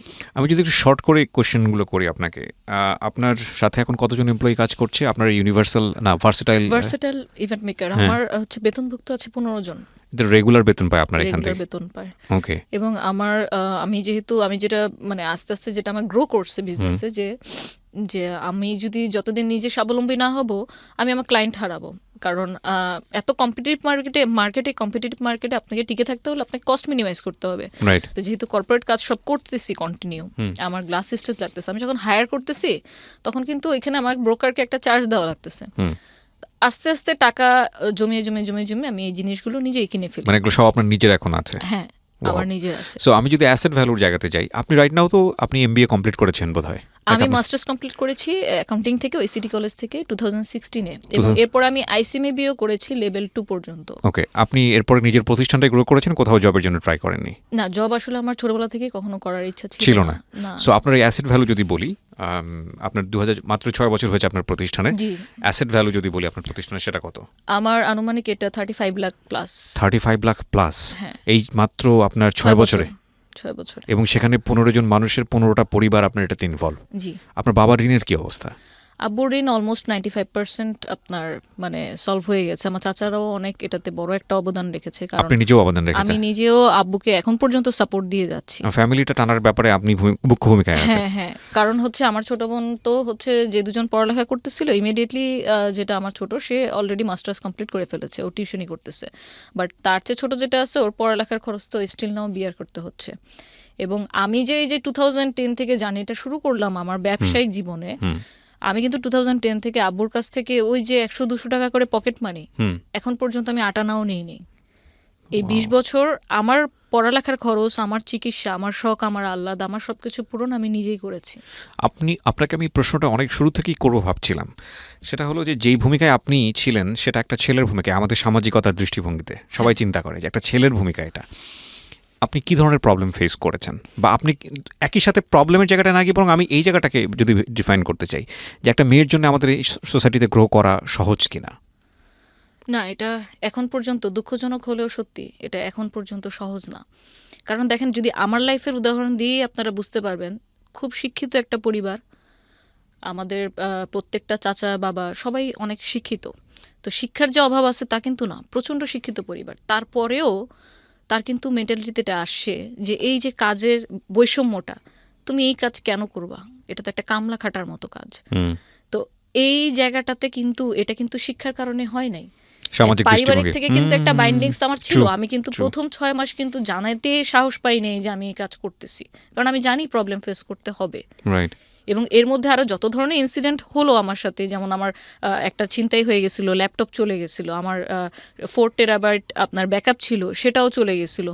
তারপরেও আমাকে এখানে সার্ভাইভ করে থাকতে হবে, কারণ আমি জানি আমি বিজনেস ছাড়া, বা আমার যেটা বলি যে আমার শখ থেকে এটা নেশা হয়েছিল, নেশা থেকে পেশা হয়েছিল। সো প্রত্যেকটা এন্টারপ্রেনারের উচিত সে কাজটা করা, যে কাজটা করলে তাকে মনে হবে না যে সে অ্যাকচুয়ালি কাজ করতেছে, কাজের মধ্যে মজাটা। তো সমাজের দৃষ্টিকোণ থেকে বললে, আমি যে ধরেন এখন তো অনেক অনেকটাই মানে বলতে পারি যে আমার ফ্যামিলিগত যে দৃষ্টিকোণটা ছিল সেটা অনেকটাই পরিবর্তন হয়ে গেছে। এখন আমার আব্বুও প্রাউড ফিল করে। আমি যখন ফোন করে বলি, আব্বু আমার প্রোগ্রামে মাননীয় রাষ্ট্রপ্রধান এসছেন, রাষ্ট্রপতি এসছেন, লাইভ যাচ্ছে বিটিভিতে, তুমি দেখো, এটা বলতে আমার যতটা না ভালো লাগে, ওটা কিন্তু আমার ফ্যামিলি মেম্বারদের দেখতে আমার চেয়ে বেশি ভালো লাগে। আমি কোথাও ওয়েবিনার করছি, কোথাও ইন্টারভিউ দিচ্ছি, সেটার সাথে সাথে যখন লিঙ্কটা দেই, ওনারাই কিন্তু আগে দেখতেছে, ওনারা সাপোর্ট দিচ্ছে। কিন্তু পাশাপাশি যদি একটা কথা বলি, দেখেন আমি যখন অসহায় ছিলাম, আমার যখন দরকার ছিল কোনো একটা মানে আমার কাঁধে হাত রাখার মতো মানুষ, যেহেতু আমার ফ্যামিলিতে এতগুলো বিজনেস পার্সন আছে, আমার ফ্রেন্ড সার্কেলে এত এত মানুষ আছে, তারা যদি আমাকে শুরুর থেকেই মানে সাপোর্টটা দিত, আমার কিন্তু এই 10 বছর কিন্তু আমার এই টানাপোড়াটা লাগতো না। তা আসলে কিন্তু সবকিছু ফ্যামিলি থেকে আগে আসা উচিত, পরে তো আমি সমাজে চিন্তা করব। আমি এক্ষেত্রে একটু ডিফারেন্ট এই কারণে, অনেকেই আমার জায়গায় হলে থেমে যেত যে না আব্বু চাচ্ছে না, আব্বু এটা পছন্দ করেন, আমি করব না। আমি অনেক কিছুই আব্বুর কারণে স্যাক্রিফাইস করেছি, যেমন বলেছি যে আমি এখন পর্যন্ত হচ্ছে আমি ফটোগ্রাফিটা আমি স্যাক্রিফাইস করলাম। তারপর আমি কখনো আমার সবসময় চেষ্টা করেছি যে ফিমেল ফ্রেন্ড সার্কেল মেনটেন করার, সেফটি সিকিউরিটি পারপাসে। তো সব কিছুর ক্ষেত্রে আমি ঠিক আছি, মেনেছি তার কথা। কিন্তু যেদিকে আমি দেখবো যে না এই ভিউগুলো চেঞ্জ হওয়া উচিত আস্তে আস্তে, যে শুধুমাত্র একটা ছেলের ওপর একটা ফ্যামিলি ডিপেন্ড করে না, সেখানে আপনি কোনো কম্প্রোমাইজ করেন না, আমি সেই জায়গাটাতে কোনো কম্প্রোমাইজ ঠিক এই জায়গাটা থেকেই আমি যদি একটা পরামর্শ চাই, আমাদের যারা শ্রোতা থাকলেন, অসংখ্য মেয়েরা দেখেন এখানে, আমি জানি আমার এই কন্টেন্টটা মিলিয়ন মিলিয়ন ভিউ হবে, আপনি কি বলবেন একটা মেয়েকে যদি নিজের পায়ে দাঁড়াতে হয়, একটা মেয়ে শুধু নিজে চলবে না, তার পরিবারকে ক্যারি করার মতো যোগ্যতা রাখে, সেটা আপনার ভিডিওতে আপনি আপনার বক্তব্যে প্রমাণ পেয়েছে, আপনি তাকে কি পরামর্শ দিতে চাইবেন? কোন এনার্জি নিয়ে আসলে মাঠে নামতে হবে? দেখুন, আমরা অনেক বড় বড় ফেমাস মানুষরাও অনেক কন্টেন্ট বানায়, অনেক ভিডিও বানায় মোটিভেশনের উপর। এই যে মোটিভেশনের উপর ভিডিওগুলো বানায় না, এই যে বলতেছে তার নিজেরও তো একটা মোটিভেশনের দরকার আছে, যেটা আমার ক্ষেত্রে হয়েছে যে সেলফ মোটিভেশন। প্রত্যেকটা মানুষ, এটা আমি শুধু মেয়েদের ক্ষেত্রে বলবো না, ছেলে মেয়ে সবার ক্ষেত্রে বলবো, যে প্রত্যেকটা মানুষ যদি প্রতিদিন রেগুলারলি আপনার 10 বা 15 মিনিট সময়, সেটা সকালে রাত্রে যে কোনো পছন্দময় ফ্রি টাইমে সেলফ মোটিভেশনকে নিয়ে যদি একটু ভাবি, যে আমার লাইফে অনেক মানুষের, প্রত্যেকটা মানুষের লাইফে, আমার লাইফ যারা দেখছে, আপনি আছেন, প্রত্যেকটা মানুষের লাইফে যার যার অবস্থান থেকে অনেক সমস্যা আছে, সমস্যা তো থাকবেই, কিন্তু এই সমস্যা যে পরবর্তীতে আরও বাড়বে না এর যেমন কোনো গ্যারান্টি নেই, আমি চেষ্টা করলে সেই সমস্যাটা যে আরও কমাতে পারবো না এরও কিন্তু কোনো গ্যারান্টি নেই। সো চেষ্টা সবসময় থাকতে হবে। আমি যেটা মনে করি, আমি যদি ভাবতাম আমি একটা মেয়ে মানুষ, আমার তেমন কোনো একটা টাকা নাই, আমি করব, আমার কোনো সাপোর্ট নাই, আমি কি করব? মানে আমি কি কারো কাছে জবের জন্য অ্যাপ্লাই করব, না কাউকে যা বলবো যে আমাকে বিজনেস করার জন্য টাকা লোন দেন? আমি এগুলো কোনো কিছুই করিনি। কেন করিনি? কারণ আপনি সবসময় দেখবেন আপনি কোন কাজ করতেছেন, আপনি ওপেন হন, আপনি আপনার ফ্যামিলি, আপনার বাবা মার সাথে আপনি ওপেন হন, তাদের কাছ থেকে কোনো কিচ্ছু লুকাবেন না। বিশ্বাস করেন যে আপনার বাবা মার চেয়ে বড় সাপোর্ট আপনার এই পৃথিবীতে কেউ নাই, সে আপনার যত ঘনিষ্ঠ হোক। আপনি যদি আপনার প্যারেন্টসের কাছে একদম খোলামেলা থাকেন, একটা ওপেন বুক যে আপনাকে পড়তে পারবে, আপনি যে কোনো প্রবলেম তার সাথে শেয়ার করেন, আপনার পার্সোনাল হোক প্রফেশনাল, আপনি বড় একটা সাপোর্ট সেখান থেকে পাবেন। হ্যাঁ, আমি 6 মাস বলতে পারিনি আমার বাবার কাছে, কারণ আমি জানি আমার বাবার মাইন্ডসেট কী। বাট আজকের দিনের ডেটে যদি আমি বলি, আমার চেয়ে বেশি প্রাউড আমার বাবা, কারণ আমি যে জায়গায় আমি কাজ করতেছি, তো এই জায়গায় তো আমি একদিনে চলে আসতে পারবো না। আমি তানিয়া যদি 2010 সালে সেই 22,000 টাকা ইনভেস্টমেন্ট নিয়ে আমি সিনেমাতে যেতাম, আমি হয়তো ক্যান্টনমেন্টে গেট দিয়ে ঢুকতে পারতাম না। আমার পরিচয় কি? এখন আমি যে কোনো গেট দিয়ে আমার access allow, even not only Dhaka cantonment, আমি ঢাকার বাইরে অনেক ক্যান্টনমেন্টে কাজ করতেছি। তো এই জিনিসগুলো কিন্তু ধাপে ধাপে ধাপে ধাপে আসছে। আপনার যে কোনো প্রফেশন বলেন, এটা জব সেক্টর হোক, বিজনেস হোক, আপনাকে অবশ্যই আপনার ধারাবাহিকতা থাকতে হবে আপনার কাজের, আপনার ক্রিয়েটিভিটির। আপনি সবসময় চেষ্টা করবেন আমি যেটা করব অনেস্ট ওয়েতে করব, আমার 100% আমি দিব। আপনার কোনো একটা ভুল হয়ে গেছে, আপনার ফ্যামিলিকে জানান, আপনার ক্লায়েন্টকে জানান, আপনার যে কাজ করছে তাকে সহযোগীকে জানান যে আমার এই ব্যাপারটা ভুল হয়ে গেছে, তুমি এটা ঠিক করে নিও। কখনো মানে আমি নিজে যেটা ফিল করি যে আমি কখনো কোনো ভুল করে সরি বলতে, আমি এক জায়গায় 100 বার সরি বলতে রাজি আছি, কিন্তু আমার যেখানে ভুল নাই সেখানে যদি কেউ আমাকে ব্লেম করে, আমি যথাসাধ্য চেষ্টা করব তার ভুলটা কীভাবে ভাঙানো যায়। আমি দ্বন্দ্বে যেতে রাজি না। দেখুন দিন দিন জিনিসগুলো অনেক কমপ্লিকেটেড হয়ে যাচ্ছে, মানুষগুলো খুব কমপ্লিকেটেড হয়ে যাচ্ছে, কেউ কোনো জিনিস ইজিলি নিতে পারতেছি না। ও আমাকে এটা কেন বললো, না ওর তো এটা বলার কোনো রাইট নেই, ওকে আমার লাইফে ইন্টারফেয়ার করার ব্যাপারগুলো খুব বেশি গম্ভীর হয়ে যাচ্ছে। আমরা যদি পজিটিভ এনার্জিগুলো শুধু নেই মানুষের কাছ থেকে, নেগেটিভ এনার্জিগুলো যদি না নেই, এমনিতেই আপনার লাইফটা অনেক স্মুথ হয়ে যাবে। আমি এই জায়গাটা থেকে শেষ করতে চাই প্রিয় দর্শক এবং শ্রোতা, যে খুব চমৎকার একজন মানুষ, আমি তাকে ব্যক্তিগতভাবে অনেক পছন্দ করি, মুফতি মেনক। ওনার একটা খুব চমৎকার কথা ছিল, সেটা হলো যে লাইফ ইজ টু শর্ট, মানে জীবনটা এত স্বল্প সময়ের জন্য আমরা বেঁচে থাকি পৃথিবীতে। এই স্বল্প সময়ে আপনি ভালো জিনিস করে, ভালো জিনিস নিয়ে, ভালো জিনিস চর্চা করেই শেষ করতে পারবেন না। মানে পৃথিবীতে এত ভালো জিনিস আছে, সেখানে আপনি খারাপ জিনিস কেন নেবেন, খারাপ জিনিস কেন আপনার কাছে চলে আসবে? তবে এটা ঠিক যে life is a composite of all things. আপনি চাইলেই মানে শুধুমাত্র ভালো জিনিস দিয়ে আপনার পুরো দুনিয়াটা গড়ে, মানে আপনার পৃথিবীটা গড়ে নেবেন, এটা সম্ভব না। অনেক সময় না চাইতেও অনেক খারাপ জিনিস আমাদের মধ্যে চলে আসে, বাট সেটাকে ট্যাকল করা, ধৈর্য ধরে সেটাকে ফাইট করা, ধৈর্য ধরে সেটাকে ওভারকাম করা, সেটা আমাদের জায়গাটা থেকে আমরা করতে পারি। তার জ্বলন্ত উদাহরণ হচ্ছে আজকের তানিয়া। আমি থ্যাংক ইউ জানাই, অন্তর থেকে ধন্যবাদ জানাই। যখন আমি বসছিলাম আপনার সঙ্গে, আমি অসংখ্য মানুষকে ইন্টারভিউ করেছি। আমার লাইফের যদি বলেন অ্যাচিভমেন্ট বলেন, আমি অনেক মানুষের গল্প শুনেছি, এটাই আমার অ্যাচিভমেন্ট। এর বাইরে আসলে আমার তেমন কোনো কাজ নাই। তবে আমার কাছে মনে হয় যে এই কাজগুলো করতে গিয়ে যে একটা মানুষের গল্প ধৈর্য ধরে শোনা, তাকে সেভাবে উপস্থাপন করা, এটাও একটা বড় ধরনের দায়িত্ব। তো সেই জায়গাটা থেকে আমি কখনো কখনো মানুষের হয় কি ফেস দেখি বলে ফেলতে পারি যে না, এই মানুষটার মধ্যে এরকম একটা গল্প লুকিয়ে আছে, এটা কাজের অভিজ্ঞতার জায়গাটা থেকে। তো আমি যখন আসছিলাম স্টুডিওতে, তখন আমার কাছে মনে হচ্ছিল যে আমি একটা অনেক চমৎকার একটা গল্প আপনার কাছ থেকে শুনতে যাচ্ছি, বাট সেটা যে এতটা বেশি ইমোশনাল হবে, বিশেষ করে আপনার মায়ের পার্টটুকু, এটা আসলে যার জীবনে ঘটেছে সেই আসলে রিয়েলাইজ করতে পারে। হ্যাঁ, এর বাইরে আসলে কেউ পারবে না। এবং আমি উইশ করি, আমি দোয়া করি আপনার এই ভার্সেটাইল যেটা আছে, মানে versatile event planner, event maker, এই প্রতিষ্ঠানের জন্য, এবং একই সাথে আপনার প্রসপারিটির জন্য। এটা কোটি টাকার প্রতিষ্ঠান হবে এবং সে দত থাকবেই ইনশাআল্লাহ। আর আপনি যেভাবে কাজ করে যাচ্ছেন, যে প্রফেশনালিজম আপনার মধ্যে আছে, সেটা নিঃসন্দেহে আমরা সেই স্বপ্নটা দেখতে পারি। অনেক ধন্যবাদ তানিয়া জীবন গল্পে আসার জন্য। থ্যাংক ইউ সো মাচ আমাকে এই সুযোগ দেওয়ার জন্য। সবাই আমার জন্য দোয়া করবেন যাতে ভবিষ্যতে আরো বড় হতে পারি। নিশ্চয়ই অনেক কিছু শেখার আছে, আমরা প্রতিদিনই শিখছি, আরো নতুন নতুন কার্যক্রম নিয়ে যাতে এগিয়ে যেতে পারি। নিশ্চয়ই। অনেক অনেক ধন্যবাদ প্রিয় শ্রোতা আমাদের সঙ্গে থাকবার জন্য।